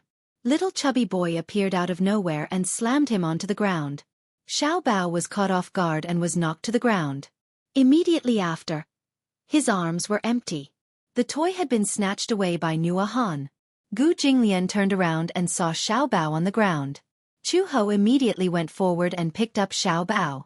Xiao Bao was in pain from the fall, but he held it in and did not cry. When he looked over, he saw that little chubby boy had already snatched his toy away and was holding it in his arms. Li Xianlai and Nua Han's mother were standing at the side, looking at them with gratification, as if tacitly allowing their child to do so. Gu Jinglian's face darkened. Chu-ho was furious. He shielded Xiao Bao in his arms and said coldly, "What do you mean by this? Are you condoning your child to snatch someone else's toy?" Nua Han's mother said disapprovingly, "What do you mean by snatching? The child is not sensible. It's not as serious as you make it out to be. Isn't this snatching? Taking something without permission is called stealing in the dark, and snatching in the open." Nua Han's mother heard this and was quite angry. She said angrily to Nua Han, "Nua Han, return the toy to him." "What kind of toy do you want? Mommy will go to the counter and buy it for you. Why do you want someone else's toy?" Nua Han pouted and said, "I don't want it. I want this. I like it." Xiao Bao complained angrily, "If you like it, why don't you win it back with your own ability? Mommy and I won this toy. Return it to me." "I'm not returning it." Nua Han also replied angrily. who asked Xiao Bao to steal all the limelight at the parent-teacher conference today. Little Fatty was so angry that he couldn't vent his anger. Nua Han's mother saw this and immediately said to Chu Ho, "It's just a toy. How much is it? I'll buy it." Then, she took out a Chanel wallet from her bag and fiddled with it as if she was fishing for money. Buy it with money? Ha! To Xiao Bao, the value of this toy could not be measured by money. In the eyes of such a young child, there was no concept of money at all, only sacred honor. In the eyes of a child, a few $100 bills were not even as valuable as a few red flowers on the blackboard. Buy with money. Who was this woman insulting? What's more, how much could this toy be worth? It could be bought outside for a few hundred yuan, but in Xiao Bao's eyes, it wouldn't even be sold for a few million yuan. Xiao Bao said, "Who wants your money? I won this toy and it belongs to me. Give it back to me." As he spoke, he broke free from Chu Ho's arms and rushed in front of Nua Han. He was not afraid of his strong physique. Little Fatty was taller than Nua Han, so he was naturally stronger than Xiao Bao. Therefore, he did not put a little bean like Xiao Bao in his eyes. When he saw Xiao Bao running over to take the toy back, he did not even look and pushed him. However, he did not expect that Xiao Bao had come prepared. Instead, he fiercely returned a punch. The reason why he was so easily hit by him before was because of Nua Han's sneak attack. He was not prepared at all, so he was caught off guard and fell to the ground. But now he was prepared. Moreover, when he was at the Gu family, Uncle Fu did not train him for nothing. Chapter 3408. Usually, he looked cute and adorable, but that was because he was gentle. Uncle Fu had also taught him not to fight with other children. Hence, he looked like he was easy to bully. But in reality, with one punch, Nua Han fell to the ground. Taking advantage of this moment, Xiao Bao reached out to grab the toy in his arms. Seeing that his precious son was being bullied, how could Li Xianlai let it go? Thus, he walked over and stretched out his leg to kick Xiao Bao. Fighting between children was a matter between children. As an adult, he could only stop it. But not only did Li Xianlai intervene, he even wanted to kick Xiao Bao. How could a child's strength be compared to an adult's? Before Chu Ho could react, Gu Jinglian had already strode forward, grabbed Li Xianlai's collar, and pulled him in front of him. "You're asking for death." He threw a punch and directly knocked Li Xianlai to the ground. His back hit the concrete floor hard, and the pain made his face turn red as he arched his back. Chu Ho widened his eyes in shock. He couldn't believe it. She had followed Gu Jinglian for so long, but she had never seen him fight personally. He had a serious obsession with cleanliness, so he never fought with others. Moreover, he had many bodyguards around him, so it was not his turn to fight. This time, however, was an exception. Because the movement was too big, his clothes were a little messy. Gu Jinglian tugged at his tie expressionlessly and glanced at him coldly. Beside him, Nua Han was so scared that she cried. Nua Han's mother pointed at her angrily and said, "Why are you hitting people?" She directly pointed her finger at him with her head held high, but this really violated his taboo. He hated it when people pointed at him with their fingers. Gu Jinglian said coldly, "I don't hit women." Chu Ho smiled coldly and walked forward. She grabbed Nua Han's mother's outstretched finger and twisted it gently. With a crack, the finger was broken. Ah! Nua Han's mother knelt on the ground weakly. Her face was contorted in pain, and she cried herself hoarse, as if she wanted to use her cries to attract others. When the fat boy saw this, he cried even louder. However, even though the mother and son were crying so hard, no one approached them. The huge parking lot seemed to be isolated from the rest of the world. Little did they know that Gu Jinglian's men had already sealed off the parking lot. All the parents were blocked outside and could not enter. Moreover, they did not know what was going on. Gu Jinglian walked in front of Li Xianlai expressionlessly. He lifted his long legs in disgust and lifted Li Xianlai's chin with the tip of his leather shoes. His cold gaze swept over Li Xianlai. What are you doing?" Li Xianlai was frightened by the cold sharpness of his body.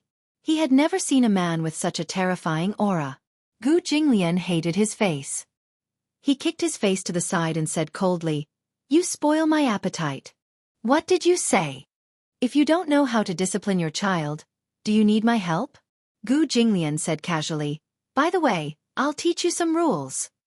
What do you mean? I don't like to talk nonsense with people. It's fine if you don't understand. Gu Jinglian squatted down and carried Xiao Bao in his arms. He stood up and said to Chu Ho, "Let's go." Chu Ho nodded and followed him into the car. Chapter 3409. Li Xianlai was still confused. He looked in the direction of his departing figure and saw Gu Jinglian carrying Xiao Bao and getting into a Rolls-Royce Phantom with Chu Ho. He recognized the limited edition Phantom, which was worth tens of millions. However, he realized that the license plate of the car was actually 5/8. He still remembered that this special license plate was not something that could be measured by money. Without a special background, it was impossible to get such a license plate number. The Phantom slowly drove out of the parking lot. A number of black Audi A8s followed behind and escorted them away. Li Xianlai was speechless. He did not know who this man was. How could he travel in such a grand manner? Could it be that he really had an extraordinary background? Not long after the car left the parking lot, Li Xianlai did not have time to comfort his wife and children when he saw a group of men in suits coming over. He subconsciously protected Nuhan in his arms, only to see them pass by him and walk towards his car. He had specially driven a Porsche over today. It was worth millions. This car was even bought with a mortgage. However, he saw the men in black suits surrounding the car. Although they were unarmed, their aggressive posture made Li Xianlai extremely nervous. "What are you doing?" Just as he finished speaking, he heard a voice. "Smash it!" Li Xianlai sucked in a breath of cold air and immediately rushed over, only to see a few men in black facing his Porsche, ruthlessly kicking. These people were all well-trained fighters. Not to mention that they were unarmed. Even a casual punch from them was enough to shatter his car window. "Stop!" Li Xianlai was so anxious that his eyes were about to burst. He rushed over, only to see the men kicking and punching the car door and bumper into pieces. A few places were dented. The car windows shattered into snowflakes. Some of them even exploded. The windshield wipers were also broken. Even the glass was smashed beyond recognition. Two men rushed over with iron rods in their hands and started smashing the car. Nuhan's mother was so frightened that she screamed. Li Xianlai was so anxious that he stomped his feet. However, due to the large number of people, he did not dare to stop them. He could only watch helplessly as they smashed and smashed his beloved vehicle. Nuhan's mother pushed him and said, "What are they doing? Hurry up and call the police." "Are you crazy?" Li Xianlai turned around and glared at her. "Can't you see? They are all from the Hay Society. Call the police. Go to hell." Then what should we do?" Li Xianlai gritted his teeth, but he could not think of a way. In just a few minutes, he could only watch helplessly as his vehicle was smashed into scrap metal. In the end, he could not find a single complete piece. After smashing his car into scrap metal, these people left quickly. Before they left, they said, "This is just a warning, this is just a warning, this is just a warning. Be sensible, you hear me?" With that said, the group's mother's father. Nuhan was scared out of her wits. Nuhan's mother looked at the smashed car and wanted to cry. She mumbled, "What should we do? Who are they?" "I guess." Li Xianlai's breathing became uneven. "I guess they are probably Xiao Bao's father's men." Chapter 3410. Nuhan's mother was so frightened that she started babbling incoherently. "But these people are obviously from the Hay Society." "Don't tell me." "Stop talking." Li Xianlai finally lost his temper. "Do you think the situation isn't chaotic enough?" Nuhan's mother was so frightened that she kept quiet. The fat boy just sat on the ground, crying himself hoarse. Li Xianlai was even more upset and kicked the car hard as a way of venting his anger. On the way back to the Gu residence, Xiao Bao hugged the doll. His eyes were still red, but he stubbornly did not shed a single tear. However, along the way, he hugged the doll lovingly. Gradually, his mood brightened. Gu Jinglian looked at him. Seeing that he had quickly forgotten about the unhappiness earlier, he did not take it to heart. Chu Ho smiled and asked, "Is this doll that fun?" "Xiao Bao likes it." Xiao Bao smiled and said, "This is a prize that we won together." As he said this, he said excitedly to Gu Jinglian, "Uncle, you were so awesome today. Everyone was so envious of me." Humph. That was so satisfying. I told you, you're the most handsome person in the world. Chu Ho was amused by his childish words. This guy. Gu Jinglian raised his eyebrows. Noticing the way he addressed him, he said unhappily, You changed your way of addressing me just like that? He had changed his way of addressing him as uncle when they left the school. This kid. The little guy was a little guilty. He was also good at reading people's expressions. He carefully glanced at Chu Ho. Seeing that she was all smiles and did not seem to have any objections, he mumbled, Daddy! You're so unwilling. No one's forcing you. Xiao Bao immediately moved towards him, nudged him, and smiled obsequiously. No, Uncle. Daddy, don't mind it. I'm just used to it. I didn't see you not used to it in school. He kept addressing him as Daddy, as if he was afraid that others would not know that he was his father. Xiao Bao said guiltily, No. He was afraid that Chu Ho would take issue with him. If his mother didn't mind, he was more willing to call him father. After all, they had been together for such a long time.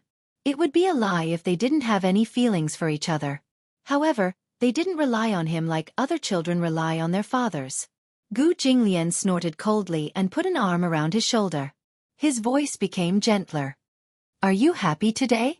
I'm happy. How could such a young child know how to lie? He said sincerely, Today is the happiest day of Xiao Bao's life. When Chu Ho heard this, he felt upset. Ever since he was young, Xiao Bao was filled with curiosity and yearning for a father. Xiao Bao did not have a father since he was young, so he was ostracized by his peers. Many children attacked him, saying that he had a mother to give birth to but no father to raise him. This had always been Xiao Bao's sad past. However, it was different now. In front of so many children, Xiao Bao had gained enough face.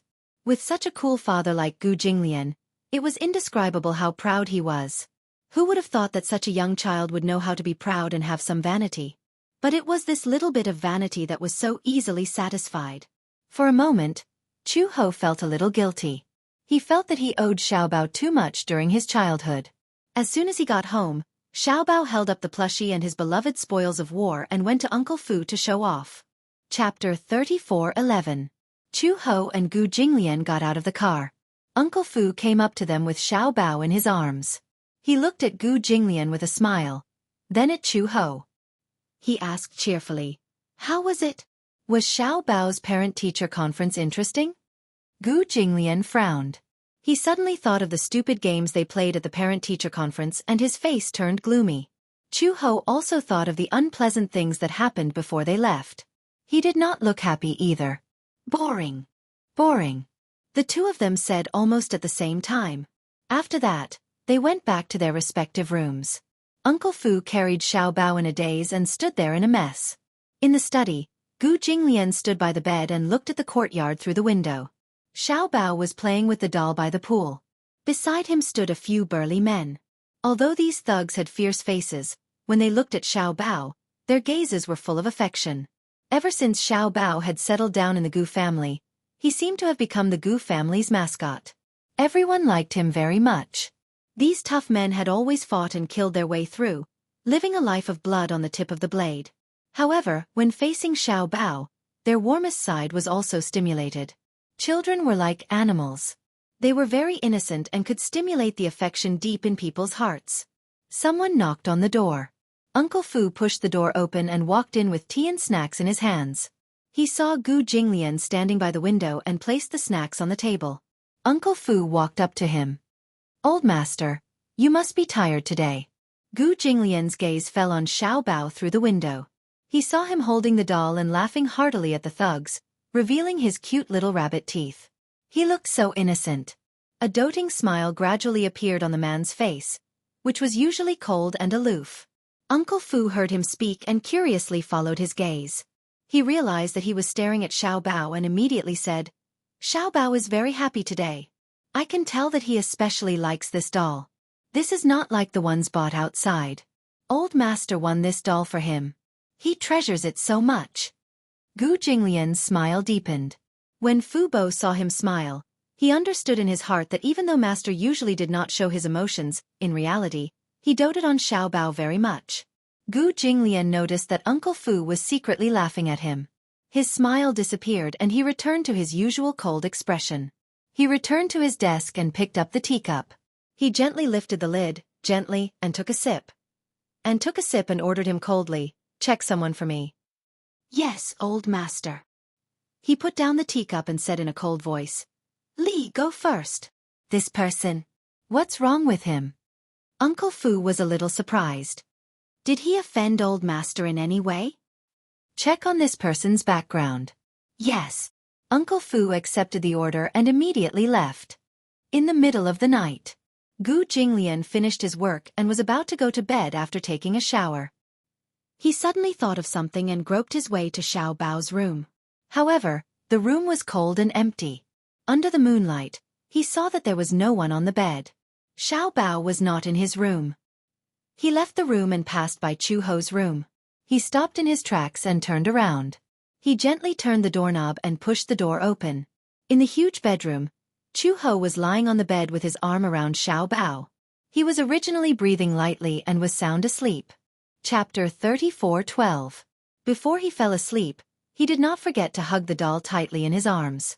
He loved it so much that he could not bear to part with it. When she saw this, she felt helpless and did not know whether to laugh or cry, so she simply let him be. In a daze, she caught a glimpse of movement. She opened her eyes abruptly and looked in the direction of the sound. In the darkness, she saw a tall and slender figure standing quietly in front of the bed. The moonlight shone at his feet. When he saw that she had woken up, he raised his finger slightly and placed it between his lips, indicating that she should not make any noise and wake the child up. She did not know when Gu Jinglian had entered the room and walked to the side of the bed. She was careless. In the past, even the slightest movement would wake her up immediately. Unexpectedly, this time, she only woke up when he was close to the bed. It seemed that her sense of danger had deteriorated after staying in the Gu family for so many days. She only woke up after he walked in for so long. Gu Jinglian looked down and saw Xiao Bao sleeping soundly in Chu Ho's arms with a contented expression on his face. His two arms were wrapped tightly around the doll. Even though he was sleeping, he could not bear to let go of the doll. How much did he like this doll? But in Gu Jinglian's eyes, this doll was so ugly that it could not even be compared to him. He slowly sat sideways by the bed and sized him up. As he looked at Xiao Bao's chubby and fair little face, he could not help but have the urge to tease him. He reached out his slender fingers and gently pinched Xiao Bao's nose. When Chu Ho saw this, the corners of his lips twitched violently. He did not expect this man to have such a wicked sense of humor. In his sleep, Xiao Bao suddenly felt that he could not breathe. His little mouth opened with a puffed sound. He breathed through his mouth, but he did not wake up. This guy was really in a deep sleep. Gu Jinglian could not help but feel that this guy was especially cute only when he was asleep. At least, it was quiet. When the little guy's eyes were closed, his thick eyelashes were very obvious all of a sudden. Gu Jinglian leaned closer and gently stroked his eyelashes with his fingers. Even in his sleep, the little fellow sensed something strange coming from his eyelids. Subconsciously, he waved his hands and kicked the doll in his arms to the ground. As he spoke, his temper was quite bad. Gu Jinglian pinched his cheeks. The doll was kicked to the ground, and Xiao Bao now had a place for him. Chu Ho watched helplessly as he lay down beside Xiao Bao. For a moment, he felt uncomfortable all over. Is he going to sleep here tonight? Chu Ho felt that his limbs were a little stiff, to the extent that he could not help but pull back his arm that was holding on to Xiao Bao, afraid that he would come into contact with him. Gu Jinglian caught a glimpse of her uneasy expression from the corner of his eye, but he did not pay much attention to it. He gently hugged Xiao Bao's shoulder and closed his eyes.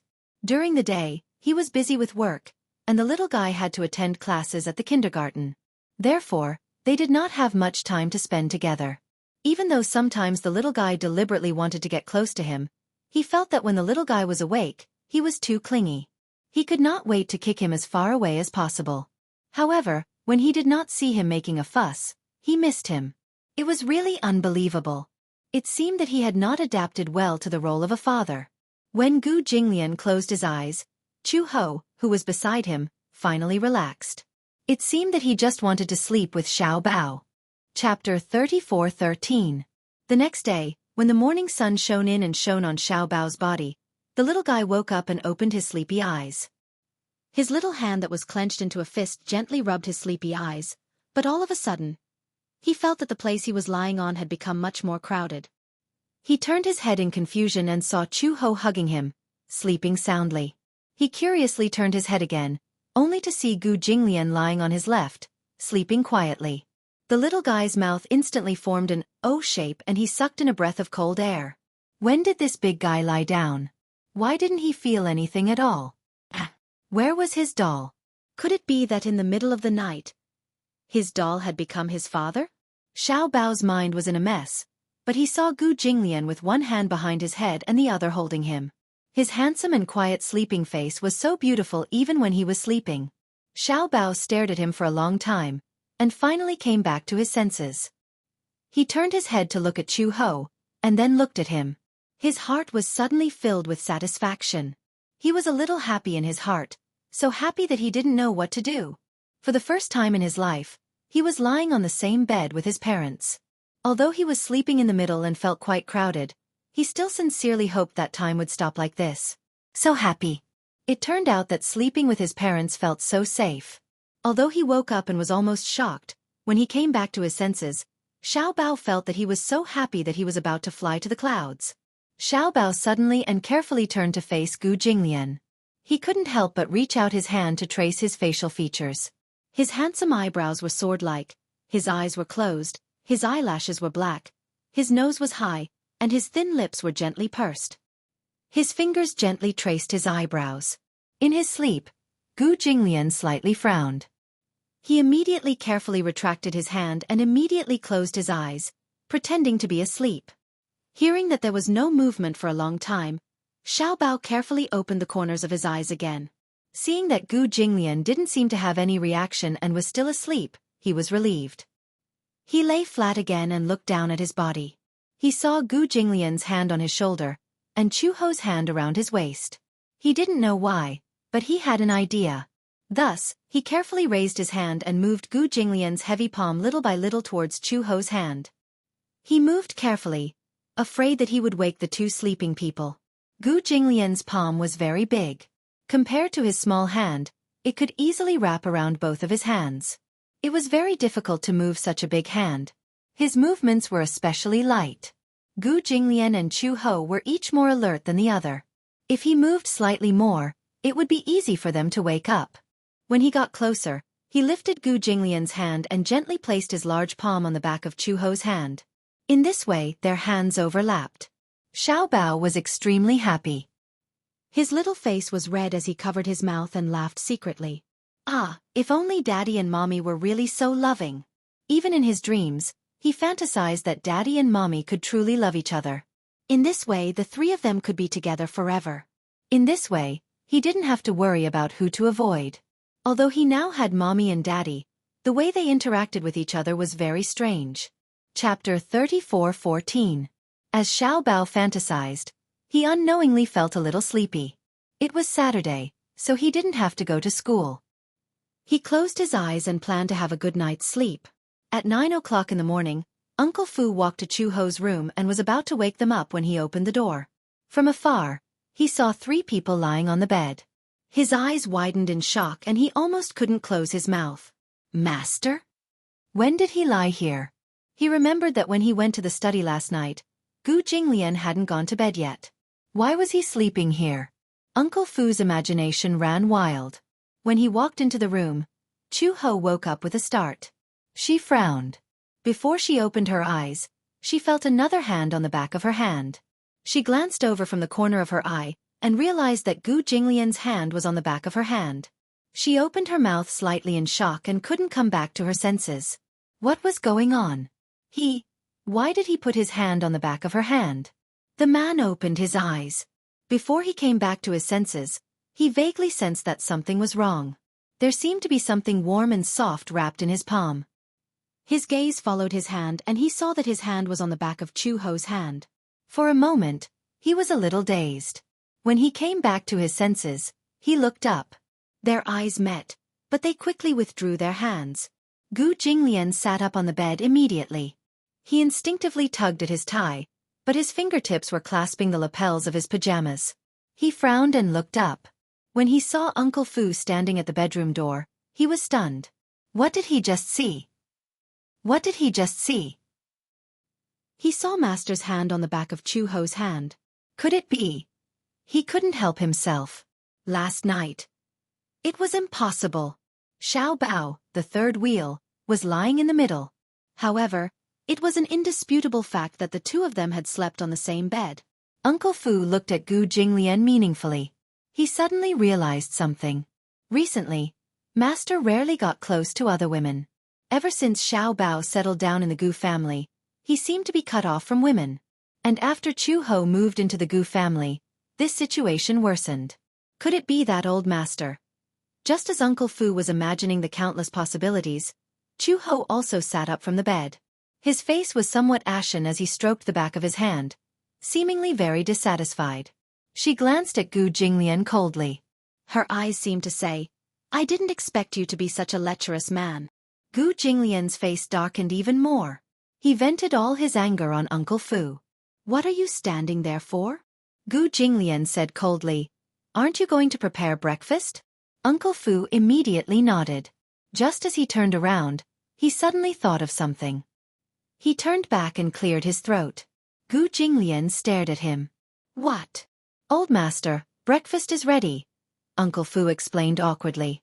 Gu Jinglian said coldly, "Have you done what I asked you to do?" "No." "Why aren't you going?" Yes. "Old master, please calm down." Uncle Fu hurriedly left. Old master's temper when he woke up was too terrifying. He couldn't bear it. Xiao Bao woke up. When he opened his eyes, he saw that Gu Jinglian and Chu Ho were already awake and sitting by the bed. However, in such a large room, there was an inexplicable pressure that made one's heart palpitate. Chapter 34:15. Xiao Bao curled up. He felt that when he woke up, the atmosphere would be so tense. Gu Jinglian didn't look too good, and Chu Ho didn't look too good either. What was going on? They were clearly fine just now. Why did everything change the moment he woke up? Chu Ho sat on the edge of the bed. When she thought about how Gu Jinglian's hand was on the back of her hand when she woke up, she felt irritated. She instinctively reached out, pulled the blanket over, and wiped the back of her hand fiercely. Pervert! When Gu Jinglian heard this, his eyes couldn't help but darken a few degrees. Even though she didn't mention any names, it was obvious who she was referring to. Pervert! To hell with it! When he woke up and saw this scene, he was still baffled. Gu Jinglian was upset. He suddenly got up and left the room. Chu Ho saw his sullen back and became even more annoyed.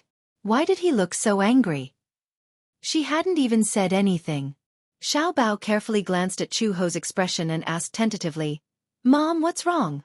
You seem to be very unhappy." Chu Ho said gloomily, "It's nothing. I dreamed that I was bitten by a dog." Xiao Bao's lips twitched.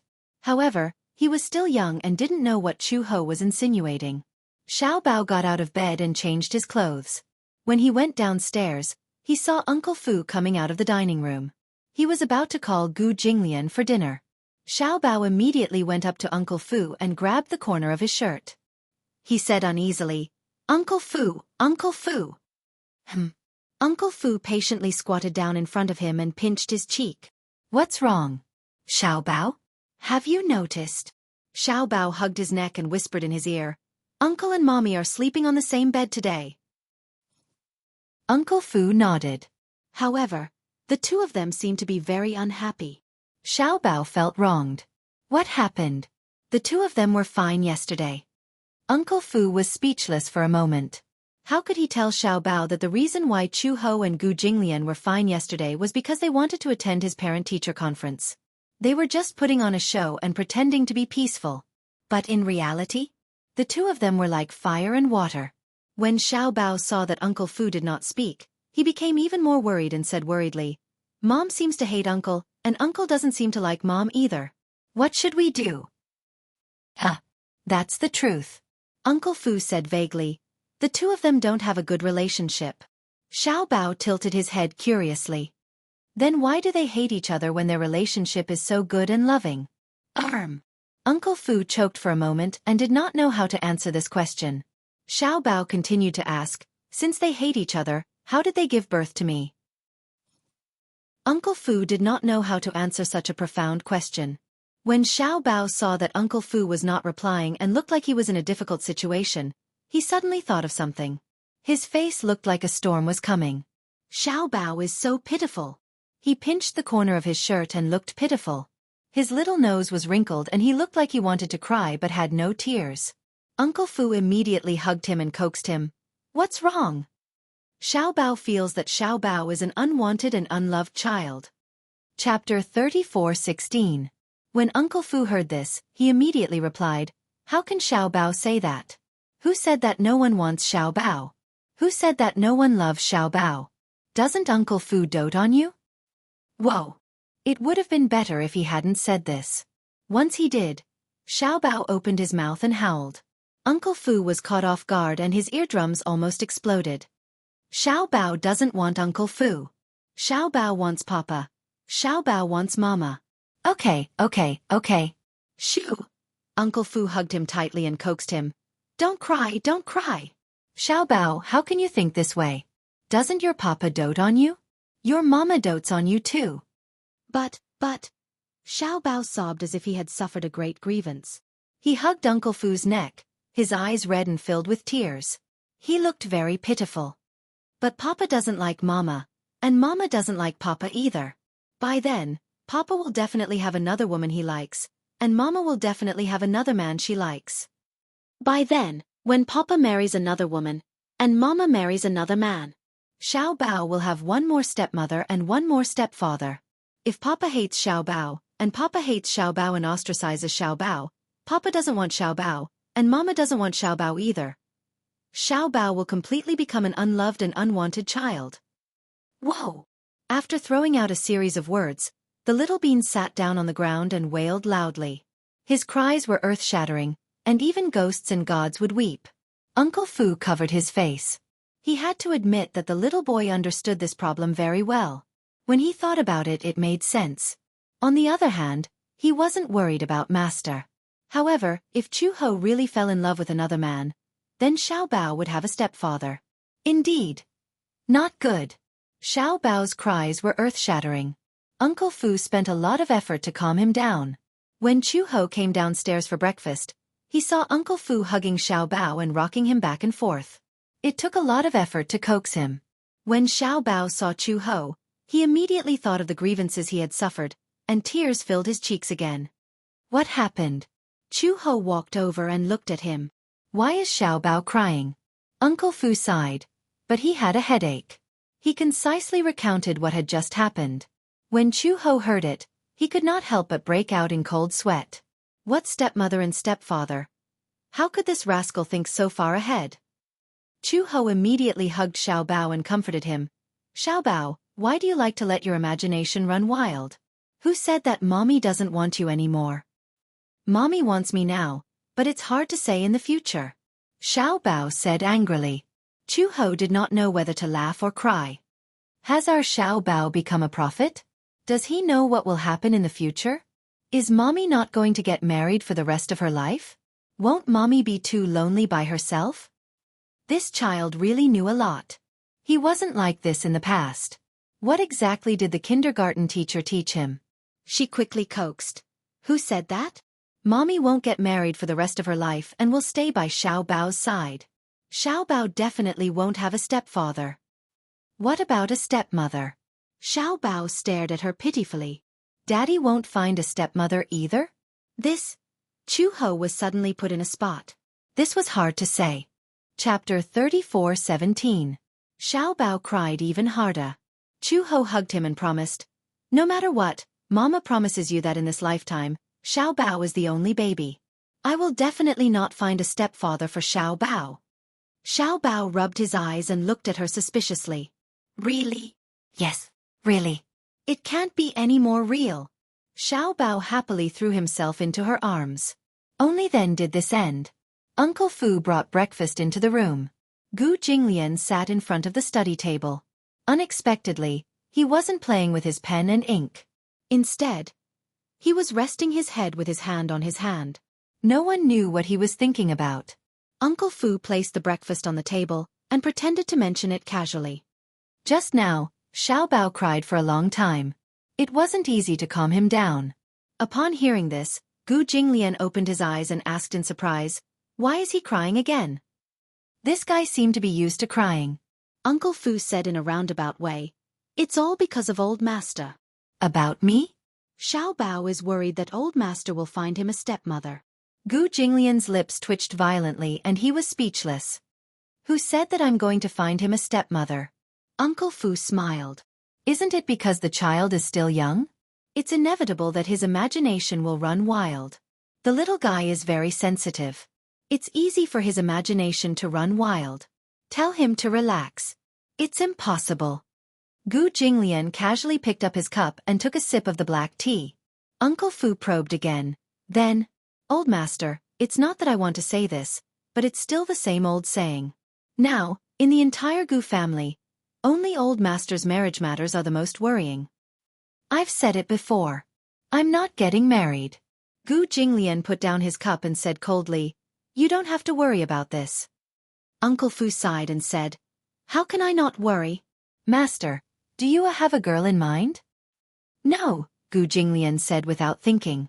"Then, how about Chu Ho?" Uncle Fu smiled. "What do you think of her?" "Nothing." Gu Jinglian gradually became impatient. "Are you here to talk nonsense with me?" Uncle Fu immediately looked down, shook his head and said, No. It's just a passing mention. Get out." Uncle Fu was kicked out of the house. However, not long after, Gu Jinglian heard footsteps coming from the door. Then the door was carefully pushed open, and a small head sneakily poked in. Gu Jinglian looked up, but from the corner of his eye, he caught a glimpse of a little girl sneaking into the room sneakily. What? Only when he spoke did Xiao Bao realize that his whereabouts had been discovered. He immediately straightened his body and smiled brightly. "Daddy." After yesterday's parent-teacher conference, he was almost used to saying this word. Gu Jinglian's ears were also pleased to hear this. However, he didn't have to think about it to know that the little guy's smile was so flattering that he must be up to no good. "I have something to report." Xiao Bao immediately walked to his side and lay on his lap. He asked curiously, "Daddy, do you think Mommy is pretty?" What kind of question was this? Gu Jinglian said coldly, "She's average." "Then do you think Mommy is good?" "Average." Xiao Bao was not satisfied and asked again, "Then, how did Xiao Bao come about?" Gu Jinglian was also choked by him. This guy seemed to have the ability to make others speechless. This question was really too difficult to answer. Chapter 34:18. Gu Jinglian gave a catch-all answer. "You'll know when you grow up." Xiao Bao racked his brains but could not figure it out. "Don't always say that you'll wait for me to grow up. Because even when I grow up, I don't understand why you don't want my mother when she's so good." Gu Jinglian. "When I grow up, I don't know why you two gave birth to me even though you two clearly hate each other." Xiao Bao hugged his thigh in distress and said sadly, "Daddy, do you know?" Xiao Bao thought that he didn't have a father when he was born. Other children have fathers, but Xiao Bao doesn't. Xiao Bao saw other children being carried and lifted up by their fathers every day. Why didn't Xiao Bao have a father? Is it because Xiao Bao isn't good enough? Why doesn't Daddy want Xiao Bao? These words could be said to be extremely sad to hear.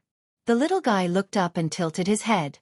Suddenly he stammered, "Actually, do you know? I'm still quite grateful to that auntie. She kidnapped me and brought me to this city. Otherwise, I wouldn't have met you, right?" The auntie he was referring to was naturally Song Enya. If it weren't for her, he might not have known that he actually had a father in this lifetime. This father could be quite fierce at times. He spoke with a cold face like an iceberg and would even glare at him fiercely. Therefore, although there was hatred towards Song Enya, there was also a little gratitude. Somehow, he had found his father.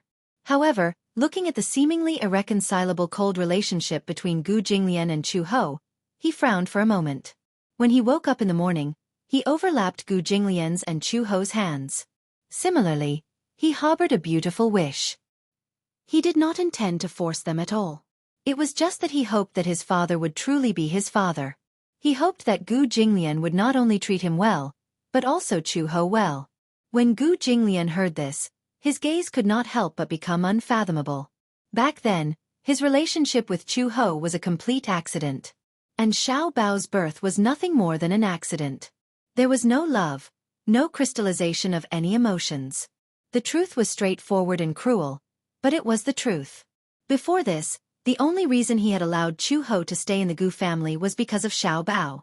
Xiao Bao relied on Chu Ho, and Gu Jinglian also cared about Xiao Bao's feelings, so he tacitly allowed Chu Ho to stay in the Gu family. However, it was also limited to this. He had never seriously thought about how to deal with the problem between him and Chu Ho.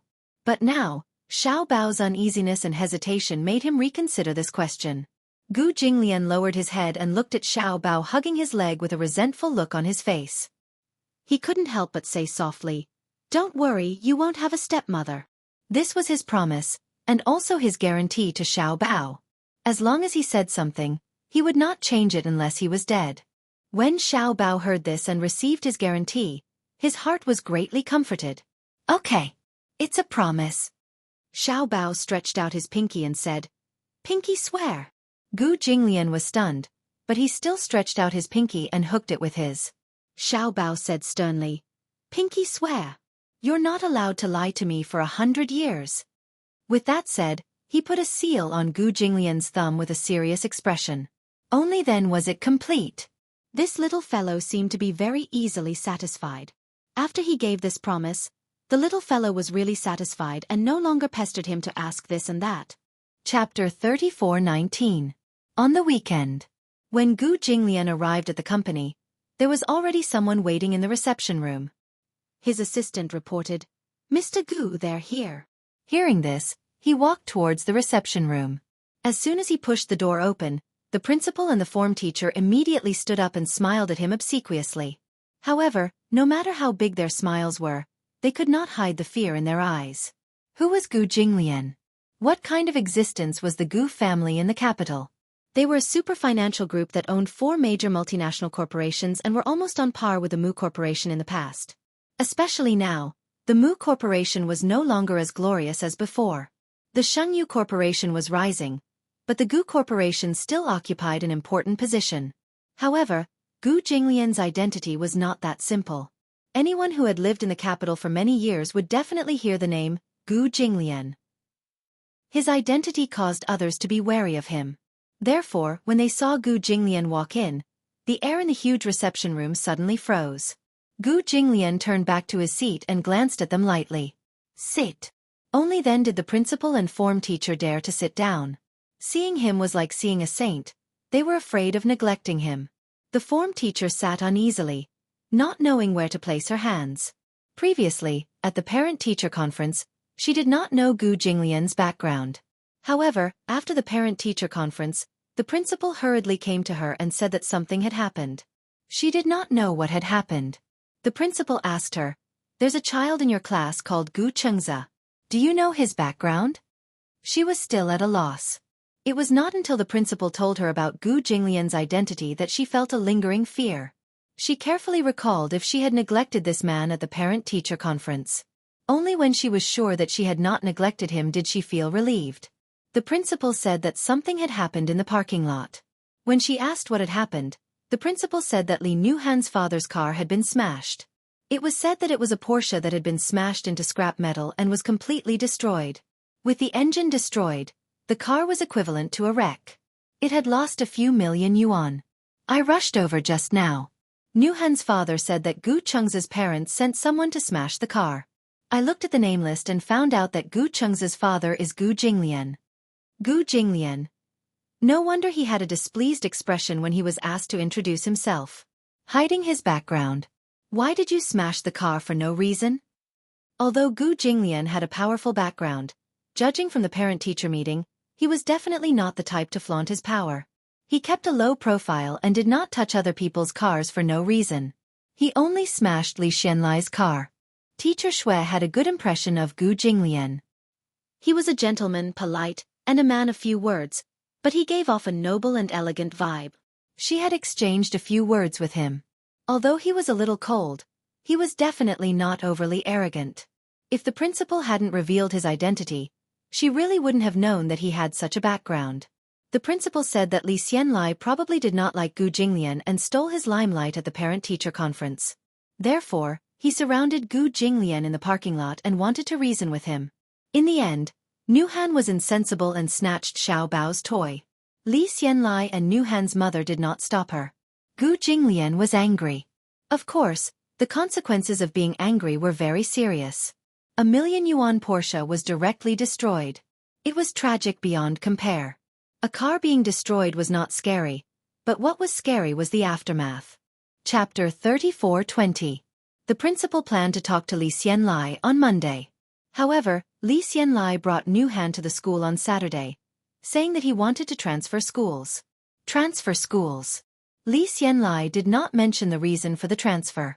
He only said vaguely, "There are some problems with the business, so we need to move out of town." The principal felt that this was not a simple matter, but Li Xianlai refused to say much. He only said that time was tight and that he needed to complete the procedures as soon as possible. It was not until the weekend that the principal found out that Li Xianlai was there because of Gu Jinglian that he decided to transfer the business to another city. With Li Xianlai's background, Gu Jinglian could crush him with his eyes closed. Li Xianlai knew that he was no match for this man. Therefore, he moved his family to another city. In the span of one night, they moved away. The principal was also trembling with fear. In the morning, he received a call saying that the CEO of the Gu family wanted to see them. He became more and more frightened, not knowing the reason for it. Gu Jinglian arrived an hour in advance. When Gu Jinglian walked in, the man's aura was so intimidating that the principal and Ms. Xue found it difficult to breathe. Teacher Xue glanced at the principal and saw that he was also sweating and uneasy. "What are you nervous about?" Gu Jinglian said expressionlessly, "I think you know who I am." "Yes, we." Before the principal could say anything, Gu Jinglian interrupted him. "I hope that your school will keep my identity a secret." "A secret?" He was a little surprised. Teacher Xue was also surprised. She thought that Gu Jinglian wanted them to take special care of Xiao Bao. "However, since my son is studying in your school, I hope that the incident on the day of the parent-teacher conference will not happen again." Gu Jinglian paused and said, "You should know that I don't have the patience to deal with these trivial matters." "Yes, yes." The principal was shocked and broke out in cold sweat. He quickly nodded. Gu Jinglian also gave some instructions. For example, Xiao Bao's physical fitness was not particularly good. He was a little naughty, so he must be disciplined when necessary. Another example was that Xiao Bao lacked a sense of security and had a stubborn personality.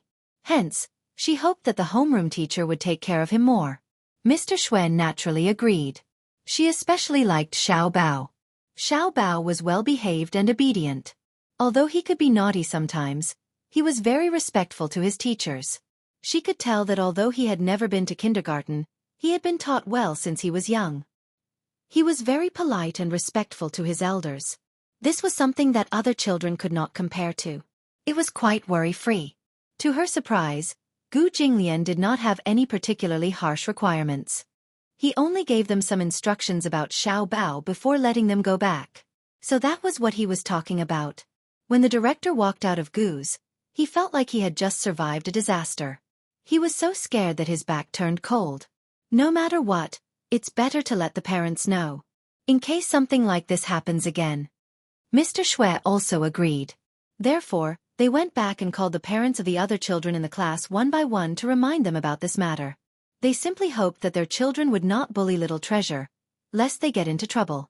All the parents knew that Xiao Bao came from a powerful family. Hence, when they went back home, they either threatened, exhorted, or threatened their children. Chapter 34:21. Monday. Xiao Bao went to kindergarten as usual.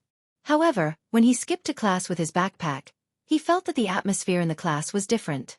Many of the children were avoiding him.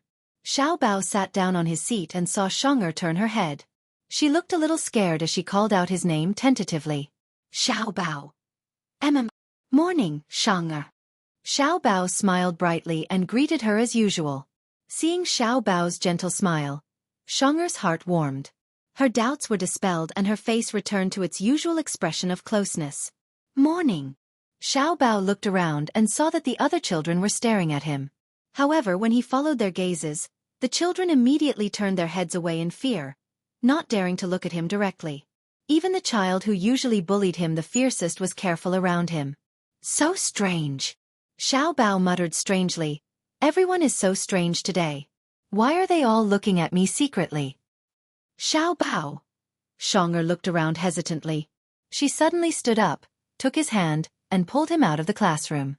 The moment the two of them left, the classroom burst into an uproar. Wow! Xiang'er is so bold. How would she dare? Xiang'er is so amazing. Xiang'er only let go of Xiao Bao's hand when they were far away from the classroom. Xiang'er, what's going on? Xiao Bao scratched his head strangely. What can't be said in the classroom? Before Xiang'er could say anything, Xiao Bao's eyes lit up and he immediately said, Ah, I know. There must be some secret, right? As he said that, he smiled and moved closer to her ear. Xiang'er must only want to tell Xiao Bao, right? Xiang'er was so angry that she didn't know whether to laugh or cry. She said, Xiao Bao, don't you feel that something is wrong today? Now that she mentioned it, Little Treasure also realized it. That's right, something's not right. What's wrong with them? They keep staring at me. I don't know either, but my mom told me to keep a distance from you and not play with you. Xiao Bao heard that and his eyes widened in shock. Why? Because my mom said that your dad is super fierce. As she said that, the little girl revealed a fearful expression. Xiao Bao heard that but he couldn't refute. A little. Xiang'er heard that and her heart ached. Is your dad also very fierce to you? It's okay, it's just sometimes. Yeah, he's a little fierce. Little Treasure immediately added. But it's still all right. But how did her mother's mom knew that his dad was fierce? Little Treasure stroked his chin and was slightly puzzled. My mother also said that if we made you unhappy, our family would be in trouble. So, she told me to keep a distance from you. Xiang'er said fearfully, Xiao Bao, I really like to play with you, but my mom won't let me. But I still want to play with you. If I don't do well, don't be angry, okay?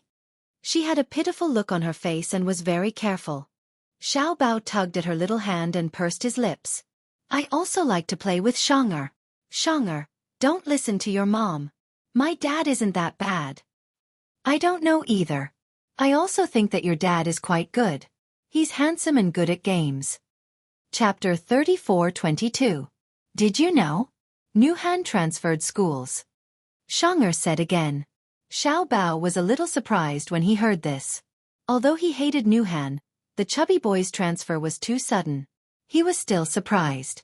What's going on? I heard that he made your father angry, so he was forced to transfer schools.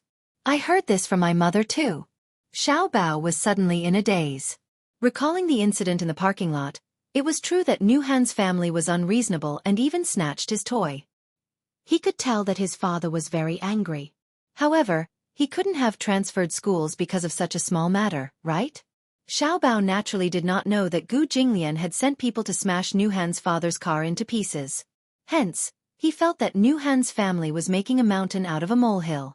Xiang'er was too lazy to think about it. She said to Xiao Bao, Aya, I don't care anymore. No matter what, we'll always be good friends, right? Of course. Xiang'er will always be my good friend. Xiao Bao held her hand. The two little kids looked at each other and smiled. The two of them returned to the classroom hand in hand. However, they saw the other children looking at Xiang'er and Xiao Bao with awe and fear in their eyes. Why does Xiang'er still dare to hold hands with Xiao Bao? Xiang'er is so pitiful. Don't tell me she likes Xiao Bao? It can't be. When Xiao Bao returned to his seat, he felt countless pairs of eyes staring at him from behind. It was like being pricked by needles. This feeling was very strange. It was as if he had suddenly become an outcast and was being ostracized. Xiao Bao turned around, feeling wronged. However, he saw the children immediately shrink their shoulders, looking very afraid of him. Was there a need to be like this? During lunch, Xiao Bao sat in his seat.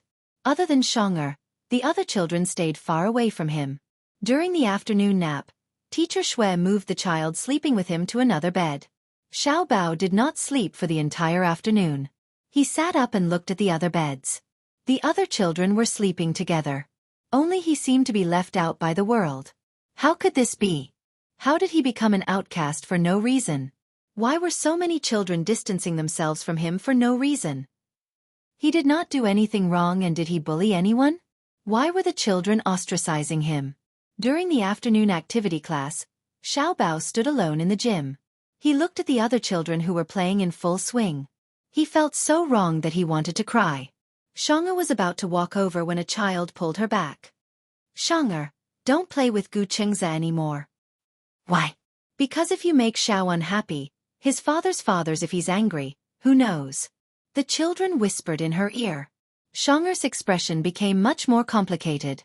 She was still hesitating when the other children pulled her away. She looked back at Xiao Bao 3 times with every step, reluctant to leave. Shang'er, seeing that Shang'er did not want to play with him, Xiao Bao's eyes turned red, but he forced himself not to cry. After school that night, Chu Ho came to pick him up. However, he saw him sitting in the classroom, motionless and unhappy. All the children were packing their bags nimbly. Only he was staring blankly at the empty table, his face full of worry. Chapter 34-23. Xiao Bao sat alone in his seat, looking gloomy as though he had been alienated by the other children. Chu Ho was stunned. She walked to his side and helped him pack his bag. However, she saw Xiao Bao looking up at her, looking aggrieved. "Mom!" Halfway through his sentence, his face darkened and he looked like he was about to cry. Chu Ho saw this and immediately squatted down. She hugged him and asked curiously, "What's wrong? Who bullied you?" "No one bullied me." Xiao Bao pursed his lips and said, "I'd rather someone bullied me." It was precisely because no one bullied him that he felt disappointed. It wasn't that he needed to be abused, but the feeling of being alienated was too lonely. "Mom, what did I do wrong? Why do all the children avoid me when they see me?" Chu Ho was also confused. That day, at the parent-teacher conference, she saw many children surrounding him. Xiao Bao was long and Xiao Bao was short. He was very popular. How did everything change after just one weekend? Xiao Bao poked his finger and said, "Did Xiao Bao do something wrong?" "How could that be?" Chu Ho picked him up and comforted him gently. "Xiao Bao is so obedient and not naughty. How could he not like Xiao Bao?" Xiao Bao leaned on her shoulder sadly. He pursed his lips but didn't say anything. Chu Ho sighed helplessly. She carried him with one hand and carried her bag with the other. When she walked out of the classroom, a group of parents stared at her in shock. Wasn't she too awesome? She carried the child with one hand and carried her bag with the other. She didn't look like she was struggling at all. It was as though she was carrying a ball of cotton. How could this woman be so strong? How could they have known that Chu Ho was an Interpol officer? She used to be a mercenary and had undergone high-intensity physical training. Don't look at how skinny she is. If you roll up your sleeves, you can see that her muscles are well developed. They are not overly muscular, but there is no excess fat. They are all fine muscles. Carrying Xiao Bao with one hand was a piece of cake. When they returned to the Gu residence, Xiao Bao locked himself in the room. He stayed in the room alone and played with building blocks unhappily. These were building blocks that Uncle Fu had bought for him. When Uncle Fu saw that Xiao Bao seemed to be unhappy after coming back, he couldn't help but feel strange. He asked Chu Ho, "What's wrong with Xiao Bao? I saw that the little guy was still in high spirits when he went to school." "I don't know what happened either. Could it be that he was bullied by other children? How could this be?" Chu Ho said, "I think a lot of children are alienated from him." "Alienate?" "Yes." Uncle Fu also started to worry. He had thought that this matter would pass quickly. He didn't expect the situation to worsen. It was fine on the first day, but on the second day, the children in the class didn't even look at him.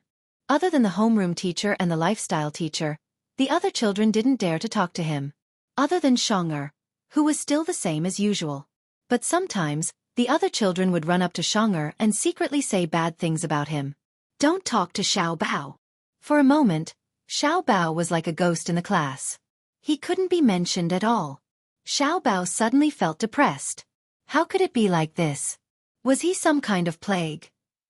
They were avoiding him as if he was something. How infuriating. Chapter 34-24. That day, Uncle Fu went to wake Xiao Bao up as usual.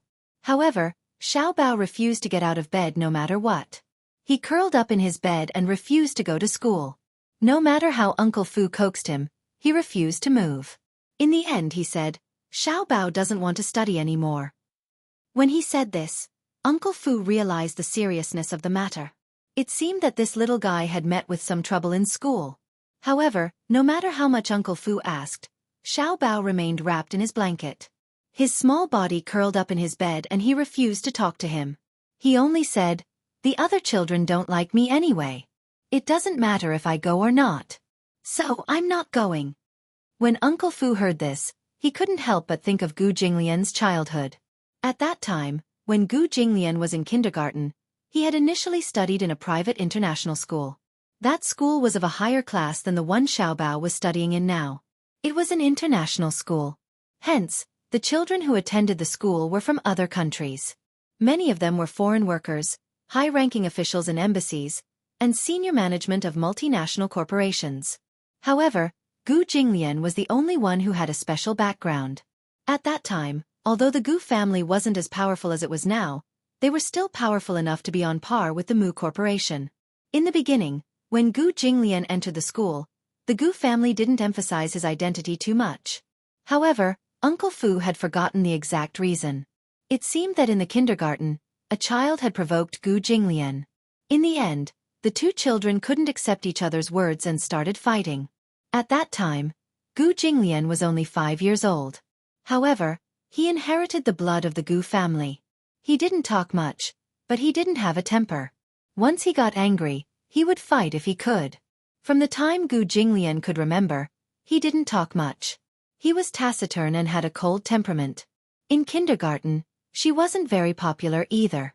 Rather than saying that he was unsociable, it was more accurate to say that Gu Jinglian had matured early since he was a child.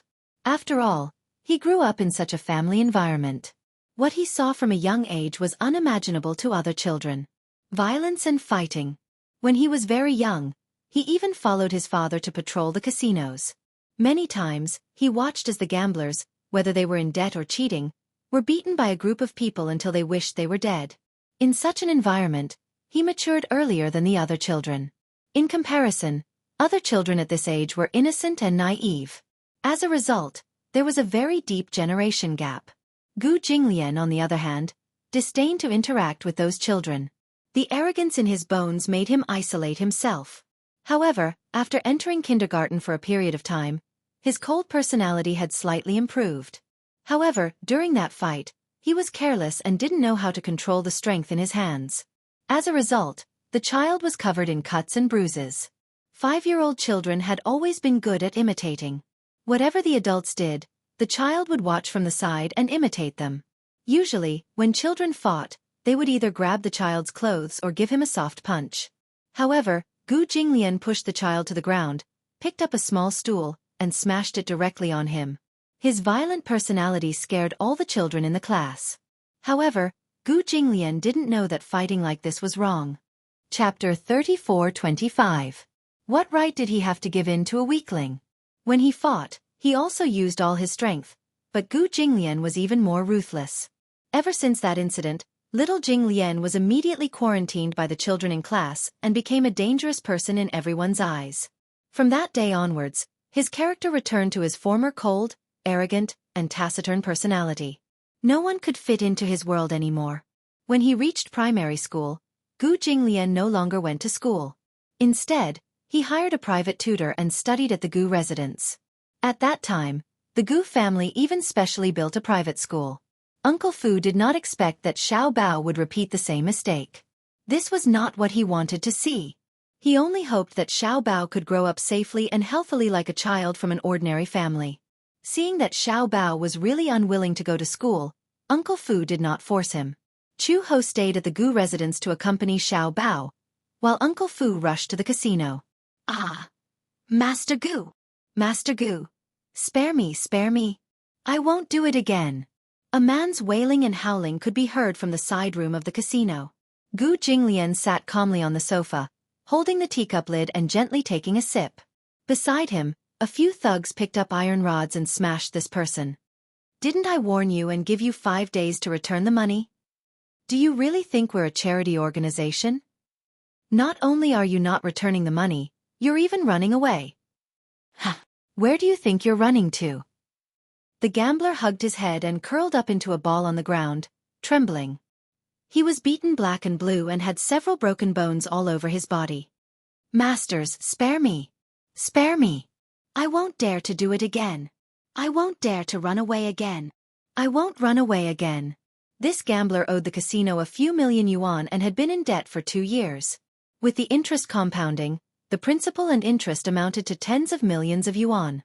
Gu Jinglian said that he did not want him to return the principal and interest. At least, he would be forgiven if he returned the principal and added 1 million yuan in interest. This was already considered extremely benevolent. In the end, after giving an ultimatum, this guy actually wanted to run away. However, the capital was so big and the Gu family's influence spread throughout the capital. Every little movement was under their control. Where could he run to? It didn't take much effort to capture him. Naturally, he had to teach him a lesson. The casino had 2 major sources of income. One was the probability advantage of the game. Don't talk about winning and losing, and don't brag about your amazing gambling skills. Gambling skills were a part of it, but it wasn't invincible. Regardless of the rules of the game, the banker's win rate was always above 60%. Other than that, the other part was through the use of high interest rates to become an objective source of profit. Usually, gamblers would want to make more money after winning money at the gambling table. Some games had a high threshold, so borrowing money was a natural thing to do. And those who lost money would naturally be unwilling to accept it. Therefore, they would also want to borrow money to win back the money they lost. They could not rule out the possibility that they were really lucky and won the money back. However, the money they won might not even be enough to pay the interest. If the winner continued to gamble, it was very likely that he would lose everything in an instant and fail at the last hurdle. In other words, very little of the casino's money flowed out. It would always be a cycle. However, some people just could not see through it. There were many people who lost their family fortune overnight. Very few people could leave the casino triumphantly. Chapter 34-26. When Uncle Fu pushed the door open and entered, the man was already on his last breath and was being dragged out. When Gu Jinglian saw him, he raised his eyebrows and asked, "Why are you here?" "Old master, something has happened," Uncle Fu said vaguely. "What's the matter?" He walked over to Gu Jinglian's ear and whispered a few words. When Gu Jinglian returned to the Gu residence, he went upstairs and hurriedly pushed open the bedroom door. He saw Chu Ho sitting by the window with a helpless look on his face. On the bed, the blanket was bulging. Xiao Bao was curled up under the blanket, motionless. This guy. Gu Jinglian walked over and sat down on the side of the bed. He patted the bed gently with his large palm. The blanket was opened slightly. A pair of red eyes looked out through the opening. When he saw that it was Gu Jinglian, his eyes reddened even more. His eyes were filled with tears and he looked extremely aggrieved. Gu Jinglian glanced at him and his tone became gentler. "What's the matter? Why won't he go to school?" Xiao Bao sullenly shrunk back under the blanket. Even his eyes were not exposed. Gu Jinglian seemed to be deep in thought. He looked at Chu Ho, as if asking him what had happened with his eyes. Chu Ho said frankly, "He won't say anything. He's been like this since a few days ago. He said that he's been neglected and alienated by the other kids." Neglected? Gu Jinglian frowned. He could not figure out the reason. At this moment, Xiao Bao's choked voice came from under the blanket. "The other kids don't like me. They don't want to play with me. They're afraid of me, they hate me, they say bad things about me." Gu Jinglian lifted the blanket and saw Xiao Bao curled up on the bed with his arms wrapped around his knees.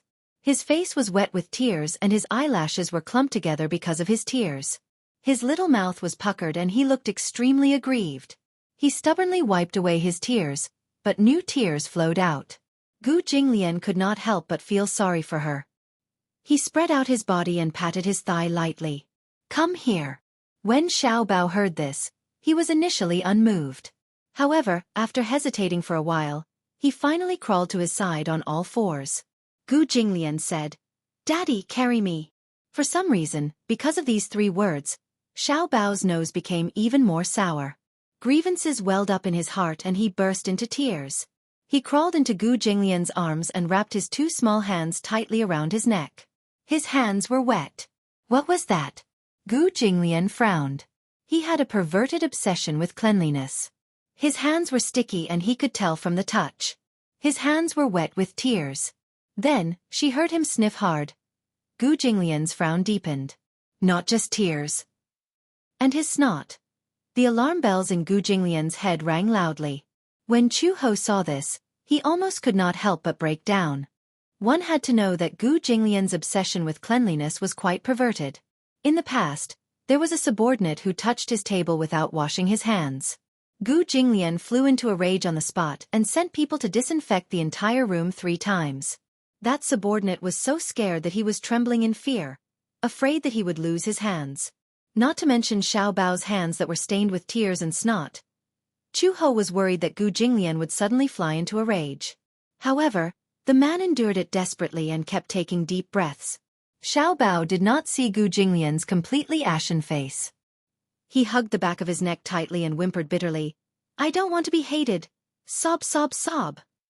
Chapter 34-27. Now that Gu Jinglian was here, Xiao Bao was finally willing to speak. He sobbed as he recounted what had happened. It turned out that all the children in the class thought that he was the one who had caused Nua Han to transfer schools. It was not that the children liked Nua Han, but because of what had happened to Nua Han, they were afraid of Xiao Bao. They might not have seen how Nua Han had ostracized Xiao Bao. They only thought that if they played with Xiao Bao and angered him, then one of them would be the next to transfer schools. For a moment, Gu Cheng's name seemed to be regarded as a devil. All the children began to fear him from the bottom of their hearts. Xiao Bao felt extremely wronged. He felt that he had been isolated for no reason. Gu Jinglian's face darkened when he heard this. Uncle Fu had said that something had happened to Xiao Bao. He had thought that it was something important and had taken time out of his busy schedule to come back. In the end, it was because of this. Gu Jinglian pushed his face away in disdain. His voice was extremely cold. If you don't want to go to school, it's the same at home. Xiao Bao widened his eyes in shock and looked at him with tears in his eyes. What? Gu Jinglian had always had a limit to his patience. He did not like to repeat what he had said a second time.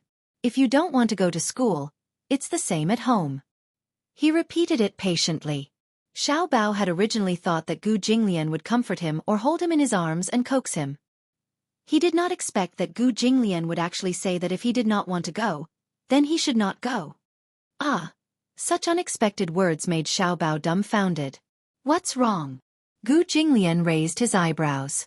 You don't want to go? It's the same at home. Even if he did not study or go to school for the rest of his life, Gu Jinglian would still hire the best tutor for him. A diploma was important. But in Gu Jinglian's eyes, it was not worth mentioning. For him, some things that were too formal could be settled with money and power. In other words, Xiao Bao could stay in the Gu family and hire a tutor to teach him culture. When he became an adult, he could buy an honorary certificate from a famous university. There was no difference. Tomorrow, I'll get Uncle Fu to find a teacher for you. Just stay at home. No. After hearing what he said, Xiao Bao felt indignant. He muttered, I want to go to school. Then why didn't you go to school today? Gu Jinglian asked. Xiao Bao was speechless for a moment. Gu Jinglian said, there should be a limit to how willful you can be. If you want to go, then go. If you don't want to go, then don't go. He had to be responsible for his own decisions. You still want others to be responsible for you? Xiao Bao. He felt so wronged after being reprimanded. However, he did not dare to defy Gu Jinglian's authority. In Xiao Bao's eyes, Gu Jinglian's words were very authoritative. His words were almost like an iron law. Perhaps this was the difference between a father and a mother. The image of a father in a child's heart was great and intimidating. Some things that worked for Chu Ho might not work for Gu Jinglian. How could he not see Xiao Bao's intentions? He had been wronged in school and came home to vent his grievances. Then, through him, the matter would be resolved perfectly. However, he did not want Xiao Bao to rely on him too much. Chapter 34-28. Don't! Xiao Bao was so nervous that he started to cry again. I don't want to drop out of school. I'll go back to school tomorrow. Good boy. Gu Jinglian patted his head. At the side, Chu Ho and Uncle Fu were dumbfounded. No matter how they tried to coax him, Xiaobao refused to come out of the blanket. However, Gu Jinglian settled the matter with just a few words. Xiaobao looked at Gu Jinglian pitifully. His pitiful eyes were like those of a helpless puppy. He said softly, "But what if the children don't like me?" "Why don't they like you?" "Because," Xiaobao sniffled and said, "because they think I'm not easy to get along with." Gu Jinglian asked, "Then do you think I'm easy to get along with?" "Of course." Xiaobao said seriously, "Xiaobao is so cute and obedient." Teacher Shui said that Xiaobao is very likable. Gu Jinglian said, "Then let them know that you're a child worth getting along with." Xiaobao was enlightened when he heard this. He suddenly realized that he might be able to change the other children's prejudice against him through his own efforts. Gu Jinglian's words seemed to have enlightened him all of a sudden. At this thought, Xiaobao nodded and said, "Yes." Xiaobao understands now. Gu Jinglian stood up and turned around. However, he saw Uncle Fu staring at him as if he was worshipping a god. "Master, I didn't expect you to have such a method to deal with children." Was this considered a form of loosening the reins only to grasp them better? Gu Jinglian adjusted his sleeves casually. His gaze was very cold. "Children are delicate. There's no need to spoil them." Uncle Fu was speechless. Chu Ho's lips twitched. Although Gu Jinglian's way of educating his child seemed unreasonable, she knew that sometimes, Xiaobao really needed such a method. The child was too delicate, and in Xiaobao's eyes, Chu Ho did not seem to have much of a deterrent force. Hence, the child could act coquettishly however he wanted because baby Chu felt that he would definitely indulge him. However, Gu Jinglian was different. What he said just now was not wrong. If he wanted to go, he would go. If he didn't want to go, he wouldn't go. Learning to deal with one's own problems was a form of growth. He was his father, but he would not spoil him blindly. This was his principle. She didn't expect him to have such a good view of educating children. He did not indulge Xiaobao unconditionally just because he was his son. After settling Xiaobao's matter, Gu Jinglian returned to the office. He had been busy recently, and sometimes, he even came home very late. After Gu Jinglian left, Xiaobao also got out of bed and played with his toys in the room. Chu Ho looked for Uncle Fu because she had something to discuss with him. "I submitted a resume a while ago, and now the company's HR department has asked me to go to work." Uncle Fu was a little surprised when he heard this. "You found a job?" "Yes, I've recovered a little. It's time to find a job." She had to thank Uncle Fu for getting her various identification documents ready. She thought that she couldn't stay in the Gu family forever and do nothing. She couldn't stay idle, and she didn't like to live a life of being taken care of. Uncle Fu hesitated for a moment and asked casually, "What job?" "Anti-mafia police." "What the hell?" Uncle Fu was confused. There was no need to elaborate on Gu Jinglian's identity. Chapter 34-29. One black and one white, the other black and white, the other black and white. It was simply wonderful. Chu Ho saw that Uncle Fu's expression was a little strange and couldn't help but ask, "Is there a problem?" "Are you sure you want to do this job?" Uncle Fu said vaguely. "Old master will be very angry if he finds out." "What right does he have to be angry?" Chu Ho said unhappily, "Do I need to ask for his opinion on what kind of job I want?" Cough, cough, cough. Uncle Fu cleared his throat and said, "Xiaobao must be the most special child." "Why do you say that? Dad is black and Mom is black and white." This. Uncle Fu looked a little embarrassed. Chu Ho was speechless. At night, Gu Jinglian returned to the Gu residence from the company. He had just gone upstairs when Uncle Fu saw that he was back and immediately went up to him. "Old master." He saw that Uncle Fu looked hesitant and didn't know what was going on. He raised his eyebrows and thought that something had happened to Xiaobao again. "What is it?" "It's like this." Uncle Fu cleared his throat and wanted to talk to him about this matter. "Chu Ho has found a job." Gu Jinglian was slightly stunned when he heard this. "Why is she looking for a job?" "She said that she wants to rely on herself to support herself." Uncle Fu said truthfully.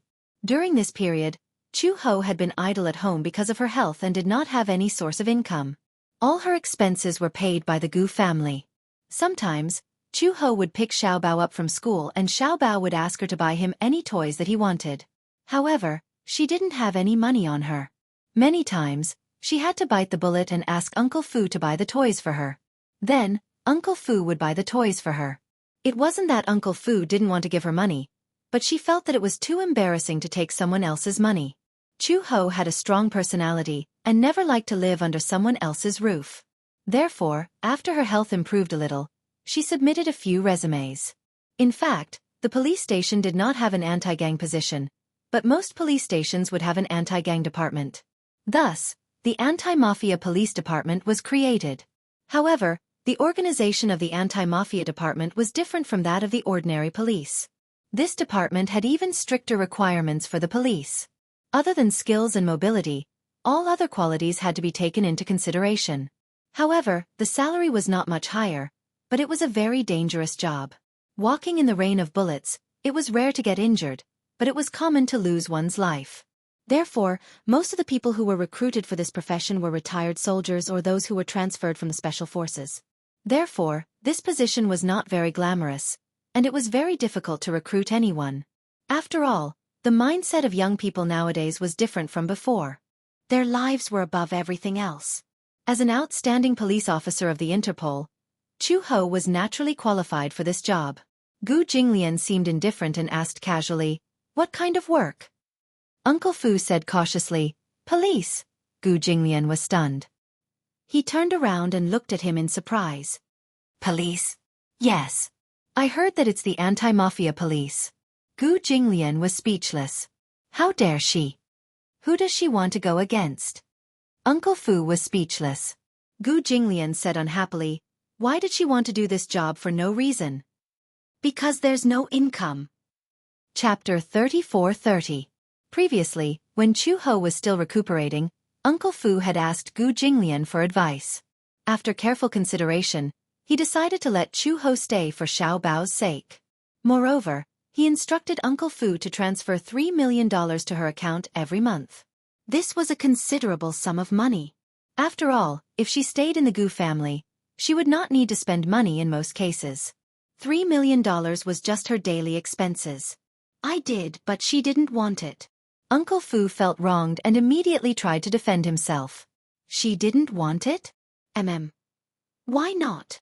"Because," Uncle Fu explained, "she said that you have a soft mouth when you've received gifts." Uncle Fu continued, "I can see that this girl is quite headstrong. Basically, she doesn't want to accept any favors from others. I didn't expect that she couldn't wait to look for a job as soon as she recovered." Gu Jinglian frowned tiredly and said plainly, "She can look for any job she wants. In the future, there's no need to specially report to me about this kind of thing." He turned around and went into his room, closing the door behind him. What a strange woman. Uncle Fu stood outside the door in a daze. It took him a while to come back to his senses and leave. The next morning, Xiao Bao really got out of bed very early. Yesterday, Gu Jinglian's words to him were really effective.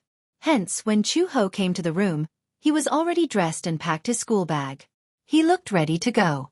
Chu-ho sent Xiao Bao to school and reported to the police station. When they heard that there was a new trainee police officer who was directly employed in the anti-mafia department, many of the police officers in the police station were very curious. When Chu-ho appeared in the meeting room, everyone saw that she was actually a young woman. For a moment, they were stunned. Chu-ho stood in front of the podium with her hands behind her back.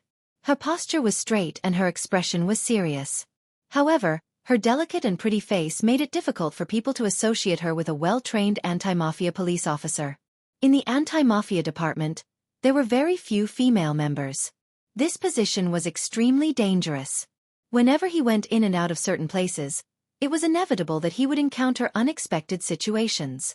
The reason why there was a vacancy in this position and the need for new blood was because 3 police officers were injured during a special mission. They had no choice but to transfer to the administrative department. Hence, there was a vacancy. Usually, this position had strict requirements and was strenuous and unrewarding. Hence, even retired soldiers who were not specially recruited were not willing to join. However, the sudden appearance of a woman in the morning meeting surprised everyone. Some of the police officers laughed contemptuously and secretly cursed. Could it be that they really couldn't find anyone? They actually recruited a little girl.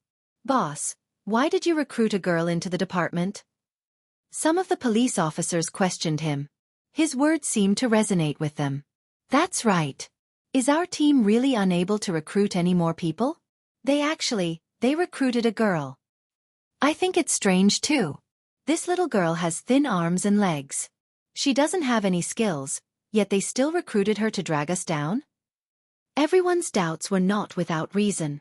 After all, women were at a disadvantage compared to men. Prejudice, of course, was unavoidable. Chapter 34-31. We still don't know who will be the one dragging us down. The moment she said that, a few of the burly police officers were indignant. Damn it, they were being teased by a newbie. And it was a woman.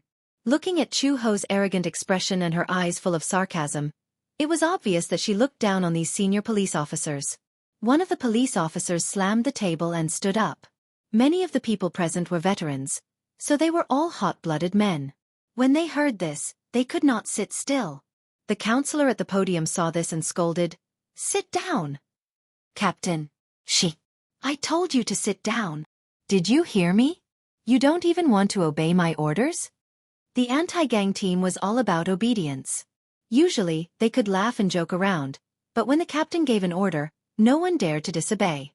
The man snorted coldly and sat down. The counselor said, "Let me introduce you. This is the new trainee police officer of the anti-gang team. Her name is Chu-Ho. In the future, we will be comrades in our team. Please take care of us." Chu-Ho walked to the podium and stood in a standard posture. She introduced herself, "My name is Chu-Ho. Please take care of me." After that, she bent over and gave a standard bow to show her respect as a new police officer to her senior. After the morning assembly, Chu-Ho needed to register. Following that, there would be a week-long induction training and a 1-month internship. After a month, there would be a strict assessment. If she passed the assessment, she would be officially part of the force. When Chu-Ho walked out of the door, a few of the police officers looked at each other and exchanged glances. One of the men walked towards her and reached out to grab her shoulder. Chu-Ho grabbed his arm without looking back. Then, almost like a sudden clap of thunder, she threw him into the backpack. There was a loud bang. The man was thrown to the ground heavily, and he arched his body in pain. The cold marble floor was cold and hard. Chu-Ho turned around expressionlessly and sneered, "If you wanted to test the skills of a newbie, you wouldn't have to resort to such a despicable method like a sneak attack." "You?" The man turned pale with fright as he stared at her in a daze. No matter how hard he tried, he couldn't figure out how Chu-Ho's seemingly delicate body contained so much energy. It was too terrifying. Chu-Ho clapped his hands lightly and said, "Unfortunately, I have to attend the training soon. Otherwise, I would be able to spar with Senior." Behind him, several police officers rushed out of the meeting room and stared blankly at the scene, feeling incredulous. "Brother, why are you flirting?" "Shameful." The man got up from the ground and clenched his fists. Just as he was about to walk toward Chu-Ho, the shorter police officer behind him immediately pulled him back. "All right, don't be impulsive. Don't make things difficult for a newcomer." "That's right, Brother Hui. Don't let your emotions affect your decisions. If the counselor finds out, you'll definitely be punished." Only then did the man restrain his anger, turn around and leave. Chu-Ho thought to himself, "You're crazy." The entire day was filled with training. However, what surprised the instructor was that Chu-Ho's aptitude was quite outstanding. Chu-Ho could complete some of the more difficult training tasks with extremely high standards. When the training ended, the instructor called Chu-Ho to the side and asked carefully, "Have you been a soldier before?" Chu-Ho raised his eyebrows and said indifferently, "Yes." "Retired veteran? Mercenary." The instructor's mouth was wide open. Chapter 34-32. Chu-Ho used to be from a mercenary group and was a top mercenary. After that, he officially joined the Interpol and worked at the headquarters. The instructor asked again, "Did you really work as a mercenary?" "Not really." "Oh, then." Chu-Ho said, "I used to be a police officer." "What police officer?" Chu-Ho said seriously, "I'm the top anti-corruption inspector at the Interpol headquarters." The instructor was at a loss for words. Interpol. That was an international police organization. They were the elites of the elites. They were all top international police officers. In other words, An anti-corruption inspector was a very high position. If he was really an anti-corruption inspector, he would receive a very high standard of reception when he went to other countries. Are you kidding? The man looked incredulous. Chu-ho said coldly, "Instructor, do I look like I'm joking?" The instructor was speechless. He didn't look like it. But, according to his understanding, the International Anti-Corruption Inspector changed every 5 years. The last one was indeed a female member. Moreover, this female member was the first in the history of anti-corruption inspectors to be a female. Could it be? It was her. Then what was the point of teaching? She should be the one teaching him. If someone else said this, he might have doubted it. However, Chu-ho was so outstanding that he announced his graduation in one day. Because she didn't need to receive any training at all. As soon as Chu-ho left the police station, the instructor ran to the counselor to ask where Chu-ho came from. The political and law exam. The application form was submitted directly from the entrance of the official website. Then, she took the political and law exam and was directly admitted. What's wrong, Instructor Zhang? Is there a problem with her? You let her take part in the induction training? She should be the one to train us. Chu-ho arrived at the kindergarten on time. At the door of the classroom, he saw Xiao Bao packing his bag. Shonger saw Chu-ho outside the window and exclaimed, "Xiao Bao, your mother is here to pick you up." Xiao Bao raised his head. His gloomy face finally regained some color. He carried his backpack and walked out of the classroom. He threw himself into Chu-ho's arms, looking a little aggrieved. "Mom, the kids are still ignoring me." On the way back, Xiao Bao was still unhappy. When Chu-ho asked him again, Xiao Bao finally said, "I tried to talk to them but they kept away from me, as if I was a big monster." He did as Gu Jinglian said and tried his best to be responsible for his own affairs. However, the child was still unwilling to talk to him.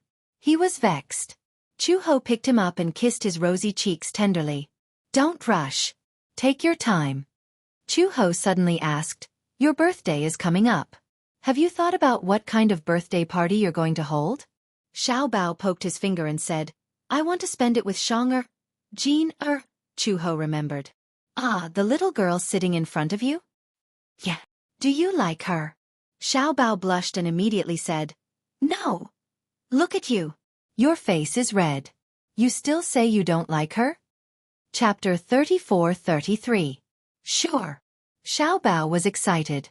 However, he suddenly thought of something and hesitated. What if they don't want to come? Why would they? Chu-ho smiled. If it's a sincere invitation, why wouldn't they want to come? Xiao Bao, don't you know how to draw? You can make an invitation letter for each of the children and invite them to your birthday party. Xiao Bao nodded heavily. Chu-ho brought Xiao Bao around the stationery store and bought watercolor pens, colored pencils, and cardboard cards. When they got home and had dinner, Xiao Bao and Chu-ho started the huge project. Let's make one for Shang first. With that thought in mind, Xiao Bao began to move. However, how should he make the invitation card? Xiao Bao was in a dilemma. Chu-ho asked him, "Aren't you good at drawing? Draw Shang, then draw you and write some words." That's it. Xiao Bao was inspired. Hence, he held the pencil and started to draw stroke by stroke. When Uncle Fu walked in, Xiao Bao had already finished drawing Shang. He had a strong talent for drawing. Although the Shang he drew was not as realistic as the sketch, the cartoon version of Shang had a pair of big watery eyes, a small nose, and cherry lips. She was wearing a beautiful dress and standing in front of a beautiful castle. Xiao Bao added himself. The two of them were holding hands and flowers were blooming in front of them. It was a childish romance. Chu-ho thought to himself, when this kid grows up, he'll definitely be good at getting girls to like him. I'm done. Xiao Bao showed the completed invitation card to Chu-ho and Uncle Fu. The latter was stunned. Xiao Bao's drawing is so good? Yeah. Did he learn how to draw before? Chu-ho shook his head. No, he seems to have been born with a natural talent for drawing. Uncle Fu smiled. Then she must have inherited old master's talent in painting. When Chu-ho heard this, he was stunned. Is Gu Jinglian very good at painting? Old master is good at painting. When he was young, His landscape painting was exhibited in an art gallery. It was bought at a high price of 100,000 yuan. Xiao Bao was astonished. "Daddy, you're so good at painting? Master's calligraphy is also very good." Gu Jinglian's handwriting was definitely the most beautiful that Uncle Fu had ever seen. It was bold and powerful, like a dragon flying and a phoenix dancing. He had never seen anyone with better calligraphy than Gu Jinglian, including famous calligraphers. "Then, let Daddy write for me." As Xiao Bao spoke, he took the card and ran to Gu Jinglian's room. Gu Jinglian was reading when Xiao Bao placed the invitation card in front of him. He said confidently, Daddy, help me write a few words." This little guy always had a way to disturb him. However, Gu Jinglian couldn't do anything about him. He picked up the invitation card and saw a vivid cartoon drawing on it. For a moment, he was slightly stunned. "You drew this?" "Yeah. Xiao Bao's birthday is next month. This is the invitation card." "Birthday?" Gu Jinglian remembered that it was indeed his birthday next month. He picked up the fountain pen and asked, "What should I write?" "Well, just write, Dear Shang. I really hope that you can come to my birthday party." Gu Jinglian picked up the pen and wrote it down before handing it to him. Xiao Bao took the invitation card from him and glanced at it. He was also impressed by Gu Jinglian's elegant handwriting. Chapter 34. Daddy's handwriting is so beautiful. Gu Jinglian's ears really liked this compliment. After finishing the card, Xiao Bao felt sleepy. After all, the time at night was limited. By the time he finished the card, it was already 8 o'clock in the evening. After taking a shower and brushing his teeth, he went back to bed to rest. The next morning, Xiao Bao went to class and secretly stuffed the invitation card under Shang'er's desk. He was a little embarrassed to give it to her face. Shang'er went to class and was about to stuff her bag under her desk when she noticed something in it. She took it out and found that it was something like a card. She flipped it open and saw a cartoon drawing of a little girl in a dress and a boy in a suit standing in front of a castle. They were holding hands and looked very cute. She could recognize some of the words and understood that it said, "Dear Shang'er, I really hope that you can come to my birthday party. Gu Chengza." Shang'er took the invitation card and turned around. She saw Xiao Bao sitting in his seat with a red face and looking a little restless. She smiled and asked, "Xiao Bao, did you stuff this in my desk?" Yes. "Your birthday is coming up soon?" "Yes." Xiao Bao said seriously, "My mom, dad, and I made this together.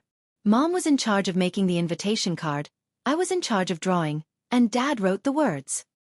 "Wow!" Shang'er exclaimed. "You drew this. Isn't it too beautiful?" Her voice was a little loud and almost the whole class heard her. When the other children saw this, they immediately crowded around and fought to take the invitation card from Shang'er's hands.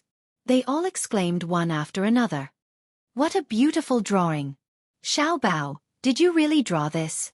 For a moment, the children forgot that Xiao Bao was a dangerous person, and could not help but envy Shang'er for being able to receive such an invitation card. Shang'er said proudly, "Xiao Bao gave me the invitation card."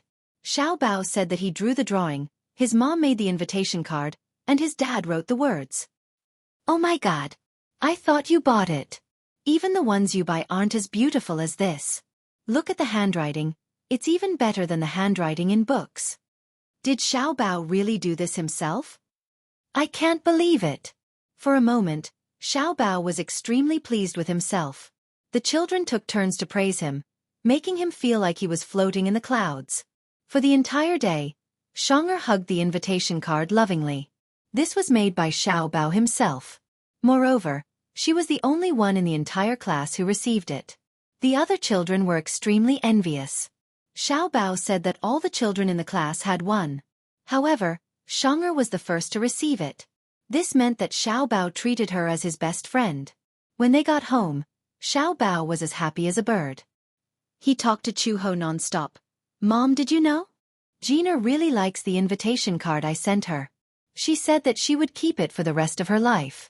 The other kids are so envious of Shang'er. Some of the kids secretly asked me if I made him an invitation card. He said that he wanted to come to my birthday party too." When Chuho heard this, she felt gratified. After dinner, Xiao Bao started the huge project again. He made 2 cards in one go. His deskmate was a girl who liked to read comic books, especially Balala Xiao Maxian. Hence, he made the girl look like Xiao Maxian.